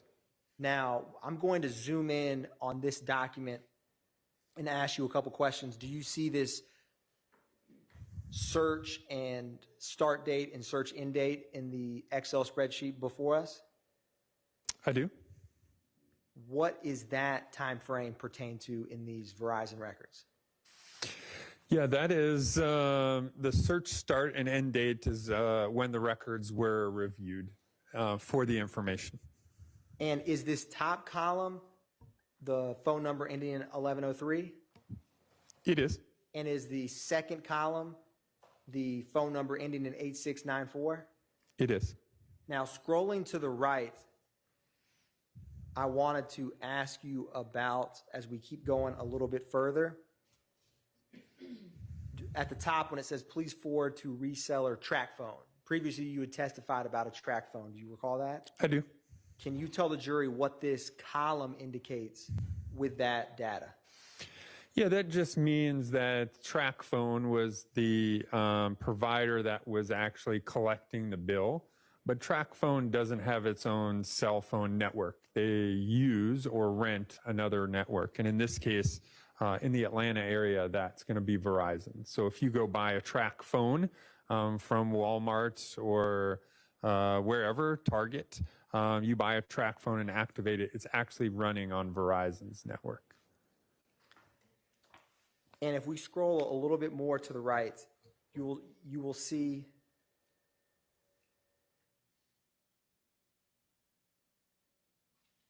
we will keep going a little bit further.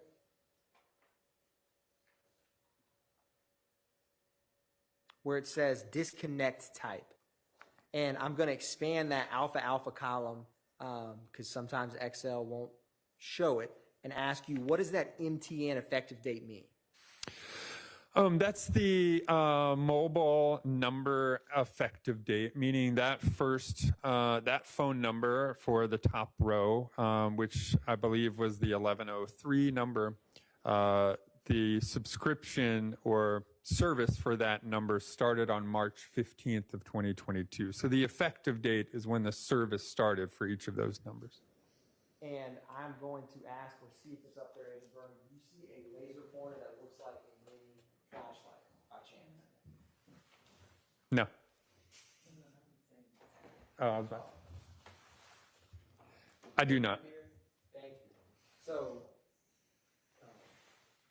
that is a laser pointer. It's color green. So can you use that to help orient the jury when we're talking about some of these items, if you don't mind, sir? So the top one is the Verizon cell phone associated with Shannon Jackson that ends in 1103. Is that correct? That's correct. And what was the effective date of that cell phone? You can see the effective date here is listed as March 15th of 2022. And the phone number beneath it is the 8694 number? Yes, sir. And what is the effective date of that phone? You can see the effective date listed here as March 7th of 2022. So if you plotted any records related to these on the March 14th, you would only have data available to plot related 694 number. That's correct. And then finally at that type, what does that column, which is XL Alpha Charlie, reseller and prepaid, indicate? Yeah, that last column here just shows, hey, that this is a reseller number, meaning the person who is actually paid the bill is track phone, as we saw previously. And then the second number is actually a prepaid Verizon number. So Verizon's collecting the bill, but it's prepaid, meaning through like minutes or through cards that you would put on there to resupply your minutes and those kinds of things. It's not a what we would call postpaid account, which is every month someone pays the bill on a credit card or out of a debit card. Now, Agent Bernie, what's going to populate for yourself and the jury, I'm going to publish 392 Victor Victor Bravo, and you may be able to get a jump start with the hard copy there before you. And I'm going to ask you a couple questions. And while this comes up, was the number ending in 0027 one of the numbers that you plotted? It was. And was that number associated with a Quarmavius Nichols? It was. Now, as this comes up, was the phone number associated with Mr. Nichols, what was the provider? Was it Verizon, AT&T? T-Mobile. T-Mobile. And who requested the records for Mr. Nichols' phone? Those were done previous to me coming in, so probably Atlanta Police Department. Now, this is going to populate momentarily.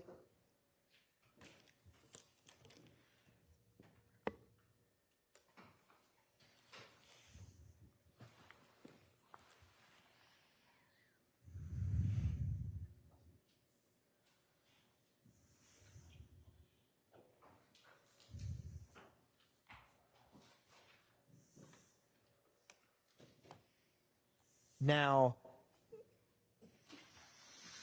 at the very top of this, do you see the requester from these records? I do.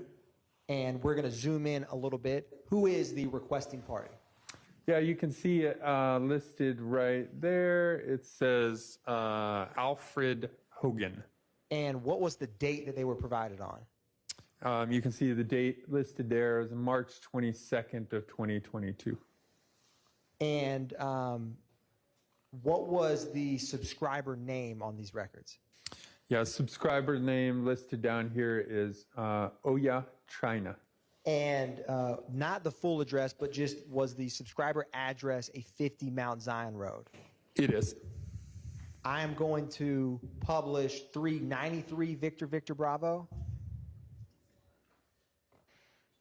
Was there a phone number ending in 7355 associated with Demikion Garlington that you reviewed? There was.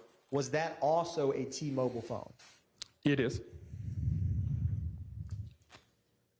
And as that's coming up, 393 Victor Victor Bravo, what was the activation date on that 7355 number with Mr. Garlington or associated with Mr. Garlington? It looks like in the records here, let me pull these up.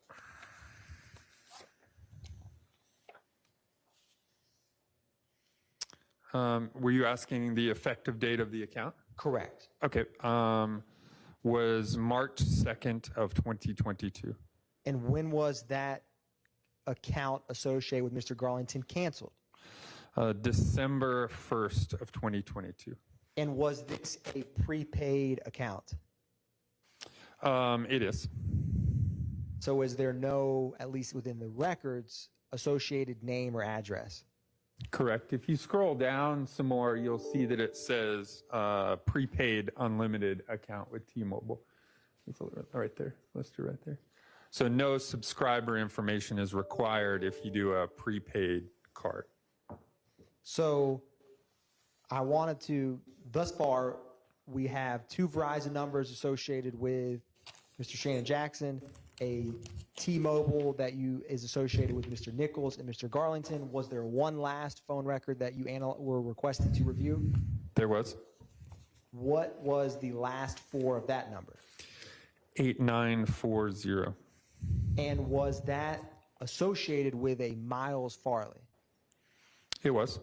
Now, I'm going to publish 394 Victor Victor Bravo, and while that's coming up, I wanted to ask you who the subscriber name on that 8940 number was.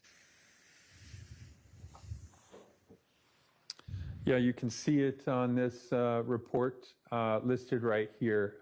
Billing address and billing name is Miles Farley.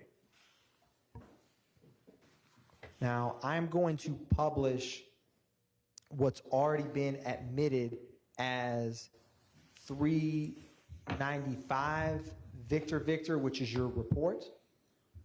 And I'm going to specifically publish slide 7. And it should come up here on the screen in a few moments.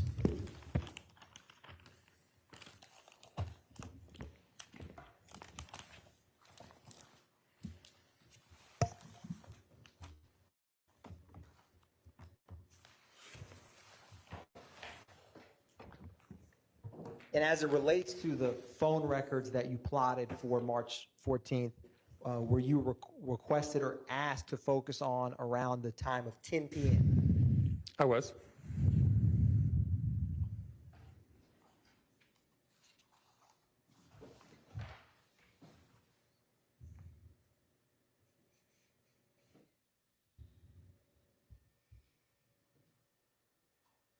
Now, just zooming in briefly, are these the numbers and phone numbers that we just discussed that you analyzed related to this case? They are. Now, one brief moment, Agent Berner.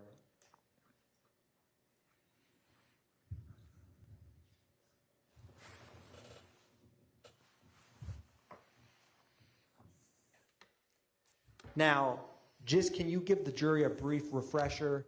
We're going to publish page 6 to orient them to the data that they will be seeing in these slides.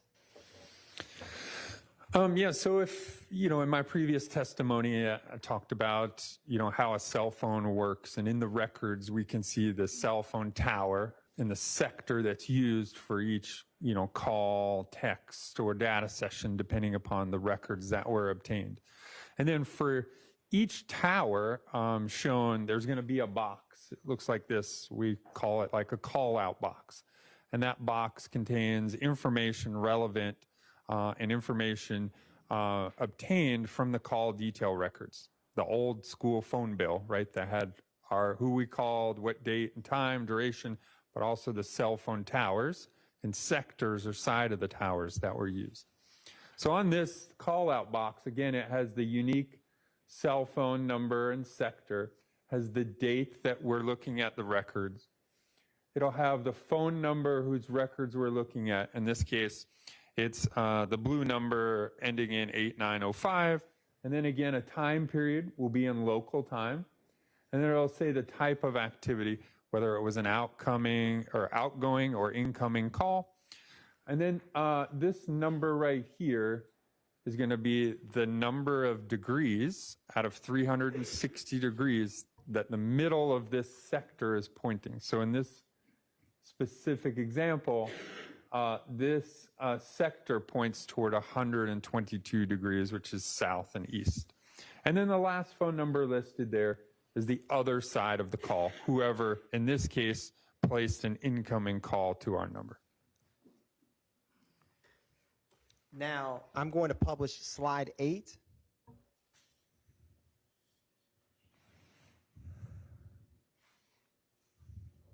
And again, is this orient the jury to 10 p.m. on March 14th, 2022? It does. All right. Now, I'm going to publish slide 9 and ask you, is this the 8694 associated with Shannon Jackson? It is. And can you orient the jury? Is this just capture a single call on March 14th, 2022? It does. And we see that, again, it's on March 14th. We see the time period at the top.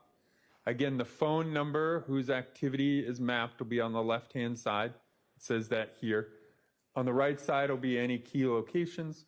And then also one thing to remember is each of these red dots on here are other towers. So in this case, these are all other Verizon cell phone towers. So here we can see at 316, the red phone used this tower, specifically this sector, again, putting that device in this general area here. And do you see the Hartsfield-Jackson Atlanta International Airport on this map? I do. And can you just, is it to the right, northeast, so to speak, of that tower? Yep, it's located right here. And the time of this call is 3:16 p.m. on March 14th, 2022? It is. Now, I'm going to move to slide 12, or excuse me, slide 10. Is this from the time frame of 9:40 p.m. to 10:20 p.m.? It is. And we're going to zoom in a little bit, but that red CS icon, can you describe for the jury what that address is? Yeah, we see the address listed up here. It's 400 Windsor Street Southwest in Atlanta. We're going to go back one slide. And what is the first call that you see on this slide? Yeah, so again, the first call we see is at 9:50, and we see that listed here, 9:50 p.m., and we see the tower and the sector, again, that was used by this device. Now, is the 950 call in the vicinity of the crime scene, the tower location, I should say. It is. Both the 950 and the subsequent call at 957 both use the tower that's closest to the crime scene and the sector that would cover the crime scene, as we can see here. Now, after that 957 call on March 14th, when is the next call? So after the 957, again, that uses this tower and sector here, the next activity is over in this general area here, and that's at 10:14 p.m. How much time passes between 957 and 10:14 p.m.? Approximately 17 minutes. And do you see between those two locations, is there a major highway between them? There is. What is that highway?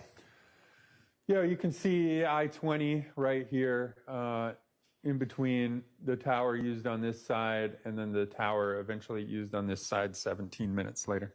And is that tower on the left, do you see the intersection of Highway 70 and I-20? I do. Can you orient that for the jury? Yeah, so here again is I-20 this way, and that Highway 70 is this yellow road that kind of goes right through the middle of that sector.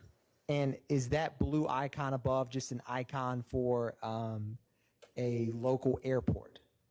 It is. Now, I'm going to publish, and let me ask you this. Is there 3 calls at 10:14, 10:15, and 10:19, all using that same tower and sector location on the far left of this slide? There are. Now, I'm going to publish slide 11 and ask you, in addition to March 14th around 10 p.m., were you also requested to plot some location data around a 2830 Waters Road? I was. Now, can you orient the jury? What is the time frame for this slide? Yeah, you can see it at the top, March 15th of 2022, around 11:03 p.m. until the next morning, March 16th, 2022, around 10:35 p.m. Now, is this slide, does it capture data, phone calls? What does this slide indicate? Yeah, so again, I was asked just to review activity of the device as it was close to this address here. So again, this doesn't show all of the activity of this device throughout the entire period listed at the top, just the ones that were close to the Waters Road address. And does this slide have both the 8694 and the 1103 Verizon phones associated with Shannon Jackson? It does, yes. So you can see it. It might be hard for them to see this far away, but there's some 864s. This is an 864 activity. I think the top one here is an 864 activity, and the rest of them are all on the 1103 device. And can you describe for the jury, do these 2 towers or phones, is there any relationship between them in terms of the tower locations? I mean, yeah, again, you can see tower here provides coverage in this area. Tower here provides coverage in this area. There's going to be some overlap between towers. Again, you know, one tower doesn't start and the other one start at the same end and then start close, right? They're going to overlap those towers. So there's going to be some overlap between these 2 sectors. Again, probably in this vicinity over here near the Waters Road address. Now, Agent Burney, I'm going to briefly publish what's already been admitted as 3 Victor Victor. It will come up for you on the screen momentarily.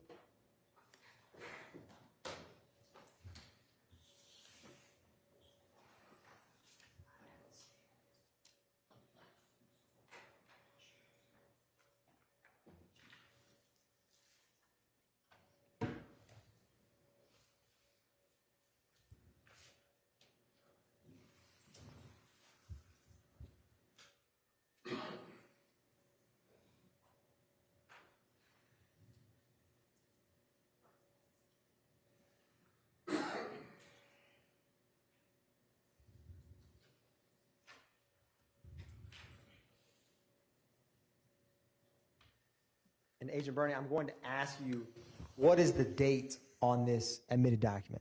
3 Victor Victor. The incident date? Yes, sir. Yeah, so you can see the incident date listed here is March 16th of 2022. And what is the address? The address is listed further down, right there. 2830 Waters Road, Southwest. And in under Atlanta. incident times, what is the time that the dispatch on this document received the call, as where it says dispatch received? Yeah, you can see the under this column here, incident times. Here's the dispatch received at 8 minutes after midnight, 8 minutes and 39 seconds after midnight on the 16th. Thank you, Agent Bernie. I'm going to republish slide 11.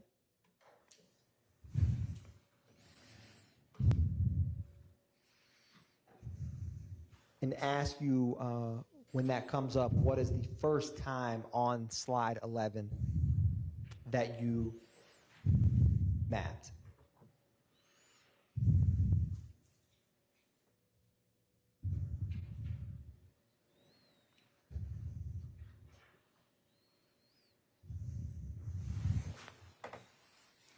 Yes, so the first time that's mapped on here is this one here at 11:03 using this tower and sector. And then this one's 11:18, and then all of the other ones starting at 12:03, again using this tower and sector here. And is there a call at 12:03 a.m. and 12:17 a.m.? Yeah, there's some phone activity at 12:03, 12:17, and 12:25 a.m. And is there also phone activity at 12:25 a.m.? There is. Now, I am going to publish slide 12.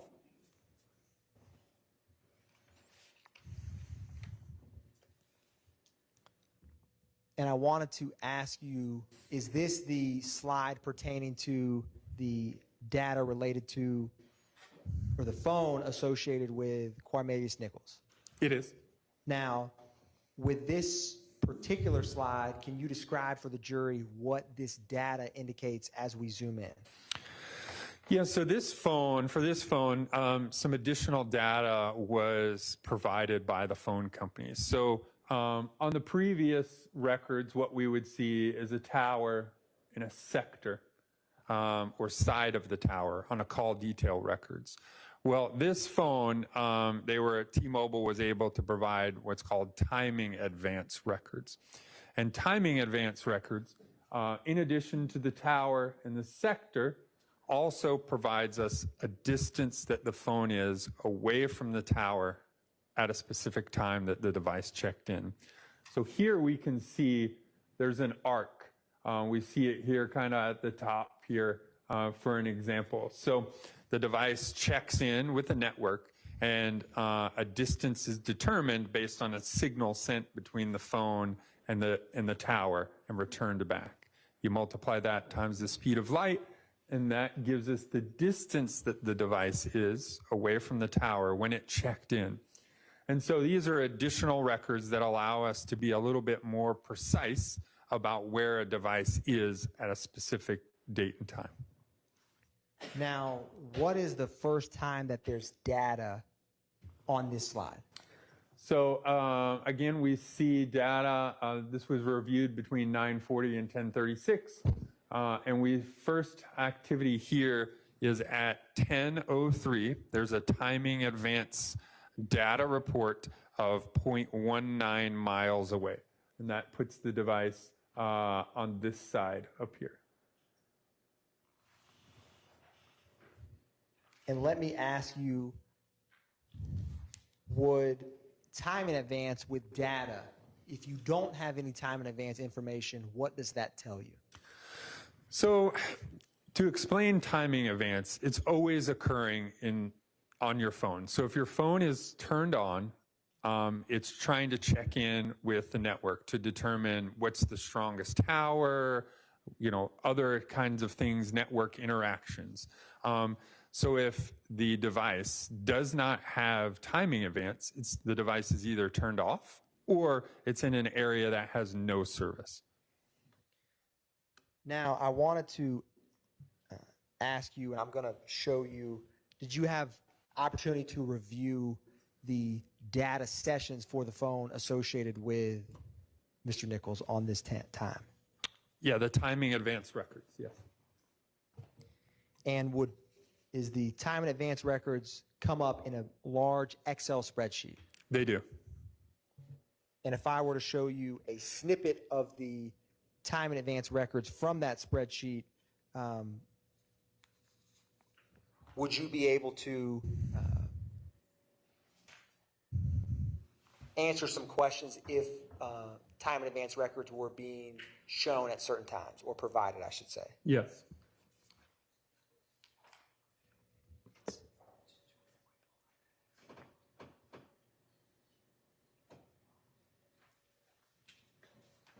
I am approaching you, Agent Burney, with a snapshot from what's already admitted as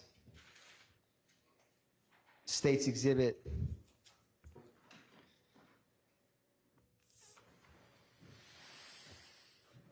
392 Victor, which is the call detail records. I wanted to ask you on that, do you see this 10:03 p.m.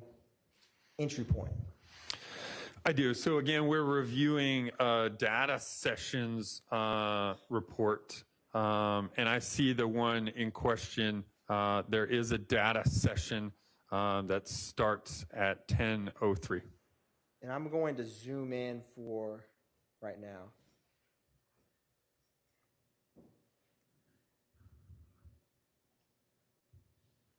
And on this slide, what you first have is this 10:03. Do you see that on the screen? I do. So with the Excel spreadsheet with the data sessions that you have before you, do you see that same 10:03 p.m. data point?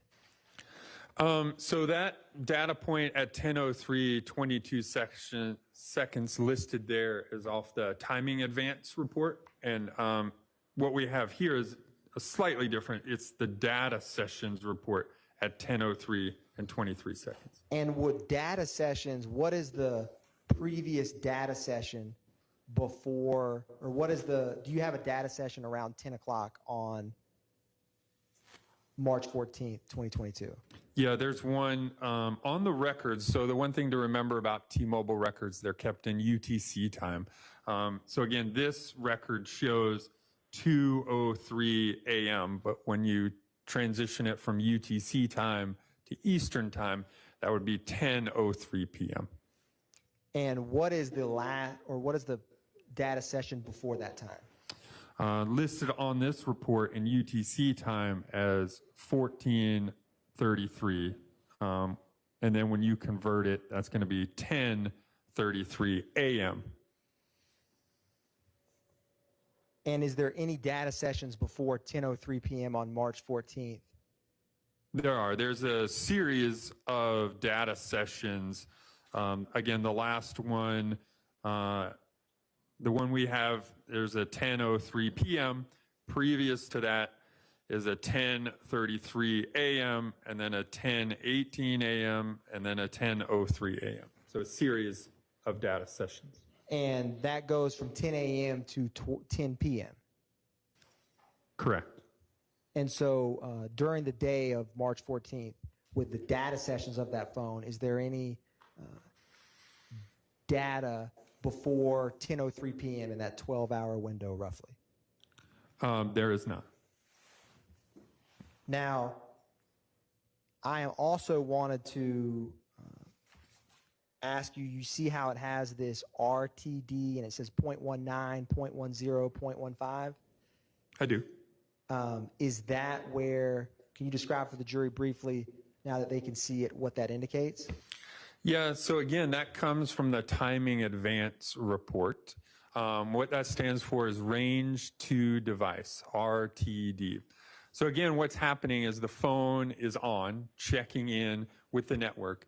a signal is sent from the tower to the phone and then back to the tower. However long that takes in milliseconds, they multiply that times the speed of that light, and that lets the network know that that device is a certain distance away. So in this case, listed on the report, the phone checked in at 0.19 miles away at 10:03 and 22 seconds. At 10:03 and 25 seconds, it checked in on a different side of the tower at 0.1 miles away.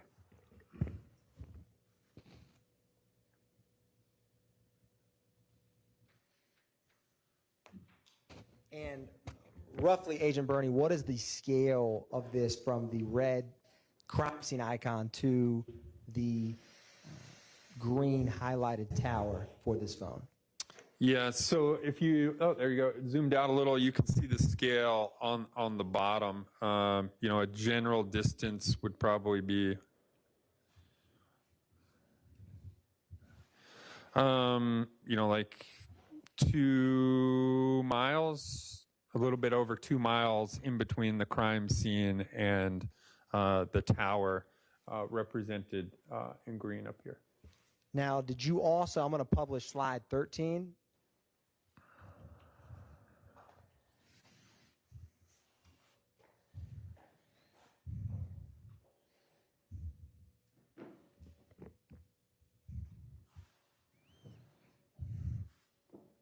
Did you also plot cell phone records for 8940, the phone associated with Miles Farley? I did. And on this specific slide, I wanted to ask you, does this show at 9:42 p.m. Miles Farley's phone? It does. And what is that blue W icon that we see on the screen? Yeah, again, that W icon is the 2830 Waters Road Southwest. And does the phone associated with Miles Farley appear to be at that 2830 Waters Road address when this 9:42 p.m. call is made? It's in the vicinity. Obviously, it uses this tower and this sector. That tower and sector would provide coverage to the Waters Street. So that device, again, could be at the Water Street, yes. Now, I'm going to publish slide 14. Is this capture the next call data related to the phone associated with Miles Farley? It does. And after that 9:42 p.m. call, when are the next calls for this phone? Yeah, you see those listed using the tower and sector here. 9:55 is the first one listed. And when that 9:55 call is made, do you see this tower in relation to the crime scene? I do. You can see the tower and sector used. It's hard to see the tower there. It's right underneath the crime scene icon there. It's the closest, again, the closest tower to the crime scene. And is there a series of calls at 9:57, 9:58, and 9:59? Yes, all using the same tower and sector. And at that 9:59 p.m. call, it's in the vicinity of the crime scene. Is that correct? Correct. It's using the tower and sector that would provide coverage to the crime scene. But again, you know, I can't say if it's on this side or down in here, but it is in that sector that's covered, also covers the crime scene. And on the records you have for Farley's phone, is the next call after this 9:59 call? What time is that last call captured on this slide? Yeah, the next one here, we can see the device has traveled north and westbound, and that phone activity is at 10:53, and it's an outgoing call. And do you see the intersection of I-20 and Highway 70 on this slide? I do. Can you show the jury where that is? Again, there's your I-20 right there. 70 is this road right here. And do you see that blue icon for the Fulton County Airport Brownfield as it reads on the screen? I do. Now, and there is on this slide a gap of roughly 54 minutes between those two calls. Is that fair? That's correct. Now I'm going to republish slide 10.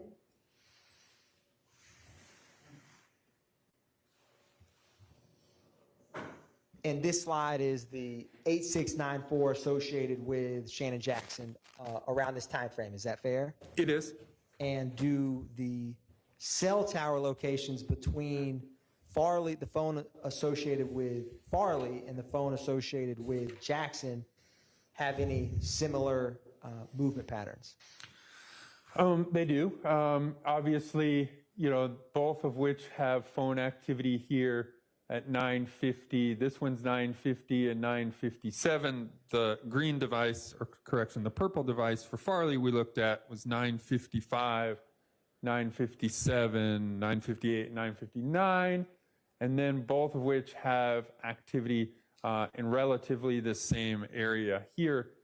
This one, the first one's at 10:14, 10:15, and 10:19, and the Farley device is at 10:53. Now they obviously use different towers because one's a Verizon phone and one's a T-Mobile phone, so they're not going to use the same tower. Now I'm going to go to slide 15. Did you also plot the phone records with the phone associated with Demekion Garlington on this time frame? I did. Looking at this slide, is this phone activity between is it essentially two calls on 9:34 p.m. and 9:35 p.m. from the phone number associated with Demekion Garlington? It is. And can you orient the jury to, is this the same 2830s Waters Road address we had just discussed? Yeah, that W here is the same address.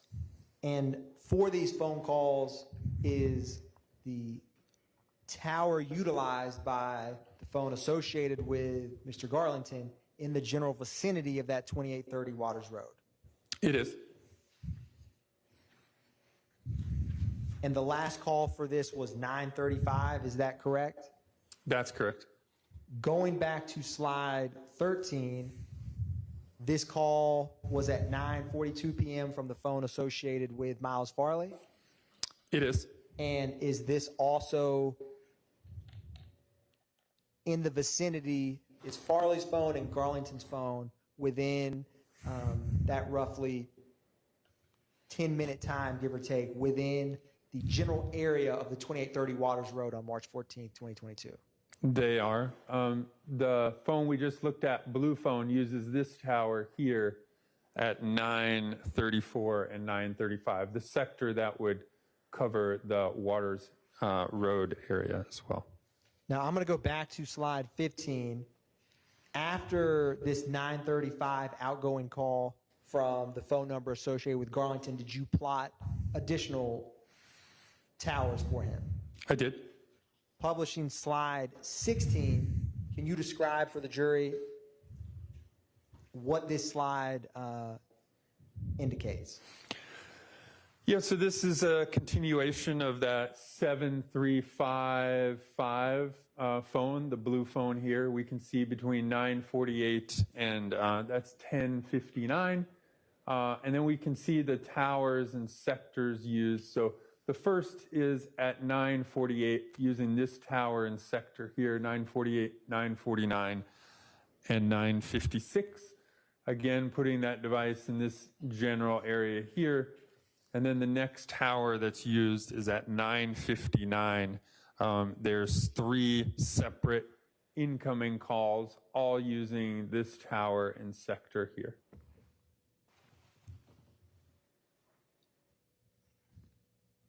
Now, those 3 incoming calls at 9:59, do you see that on this slide for the phone associated with Garlington? I do.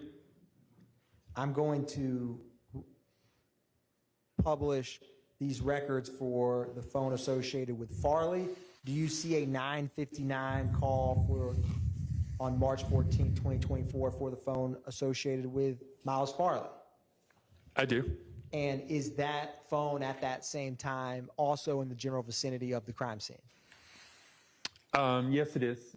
That's actually using the exact same tower, just a different antenna. And if I go back to slide 10 for the phone number associated with Shannon Jackson, is there a 9:57 p.m. call that you see on this slide? There is. And is that also using, or not using, but using a tower in the general vicinity of that same crime scene location? It is.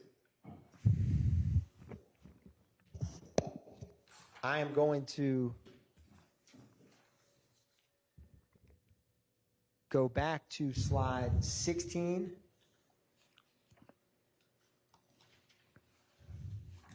And this slide itself captures phone activity from 9:48 p.m. to 9:59 for the phone associated with Garlington. Is that correct? It does. Now, publishing slide 17, where does the phone associated with Garlington travel after that 9:59 call near the vicinity of the crime scene?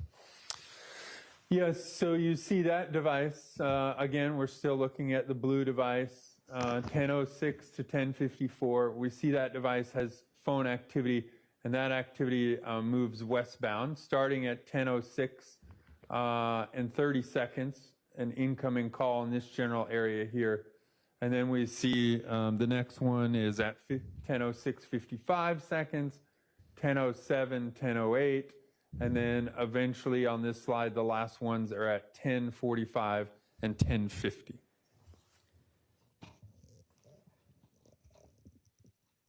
Now, going back to slide, or let me ask you this. Do you see that same highway, I-70, highway, I-20 on this slide that we have discussed before? I do. Can you orient the jury where that is? Yep, here is I-20 this way, and this is 70 that comes in right here. And is that the blue Fulton County Airport icon we had discussed before? It is. Is the general travel patterns for the phone associated with Shannon Jackson, Demekion Garlington, and Miles Farley, absent the timing of the movement for Mr. Farley, a similar pattern?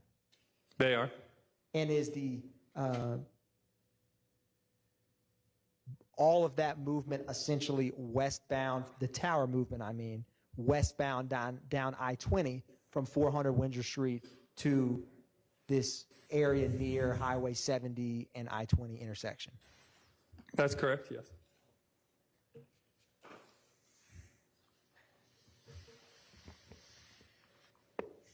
A brief moment, Your Honor. Mm-hmm.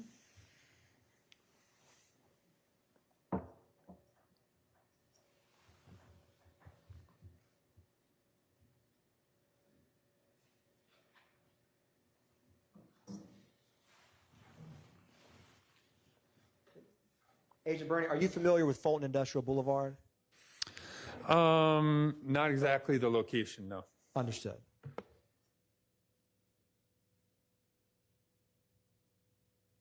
Thank you, Agent Bernie. No further questions from the state, Your Honor, at this time. Is there a cross for this witness? No questions.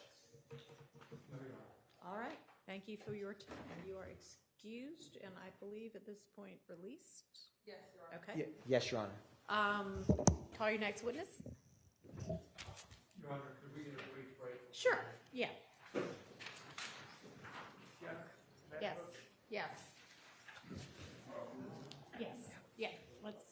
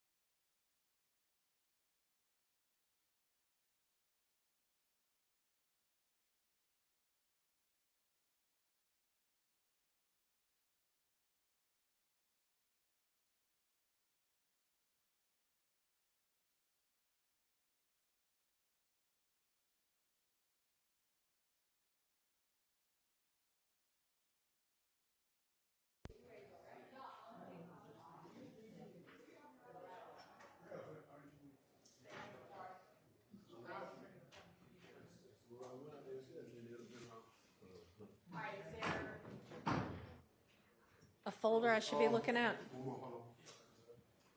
What? Yes, Your Honor, this is the same, Dropbox folder.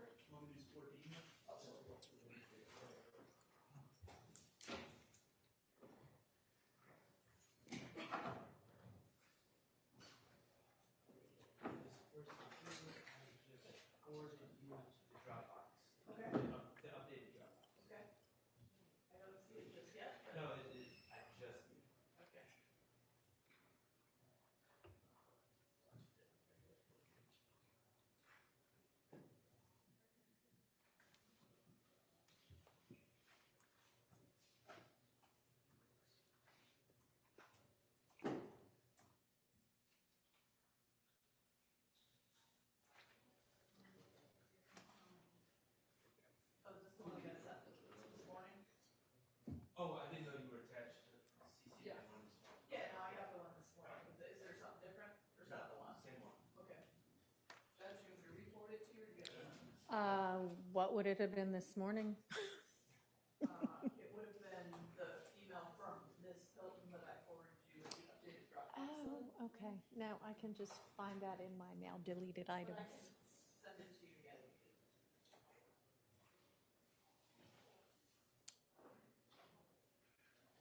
Did you send it this morning? Should have. And will it have issues for tomorrow, actually today? Is it that one? Okay. All right. Okay, and so it'll be the link that Ms. Hilton sent? Yes. Got it.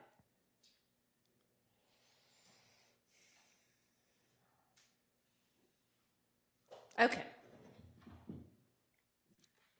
Let me know which ones to click on.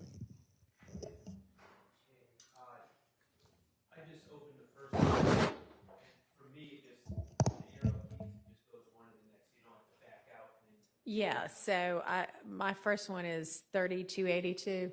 yes. Okay. And I am objecting to this.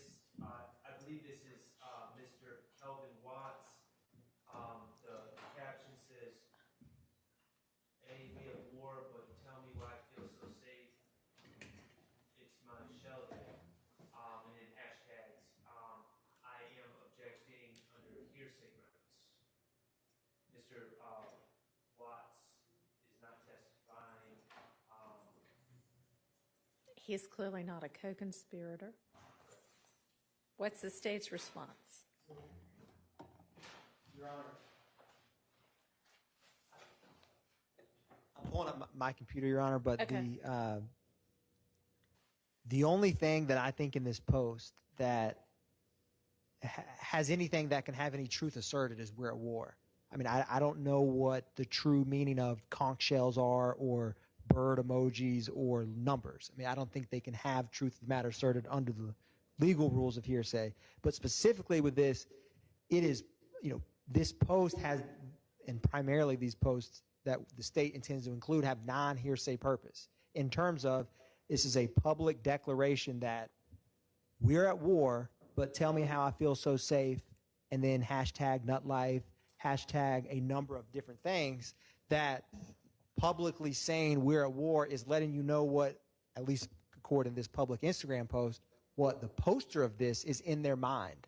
And the state's theory, of course, is no secret that Shellkel and members of YSL have had a long-running feud since 2015, as seen by the multitude of interviews of Kenneth Copeland, Quindarius Zachary, and testifying. And this is now March 2022. The specific post is August of 2022.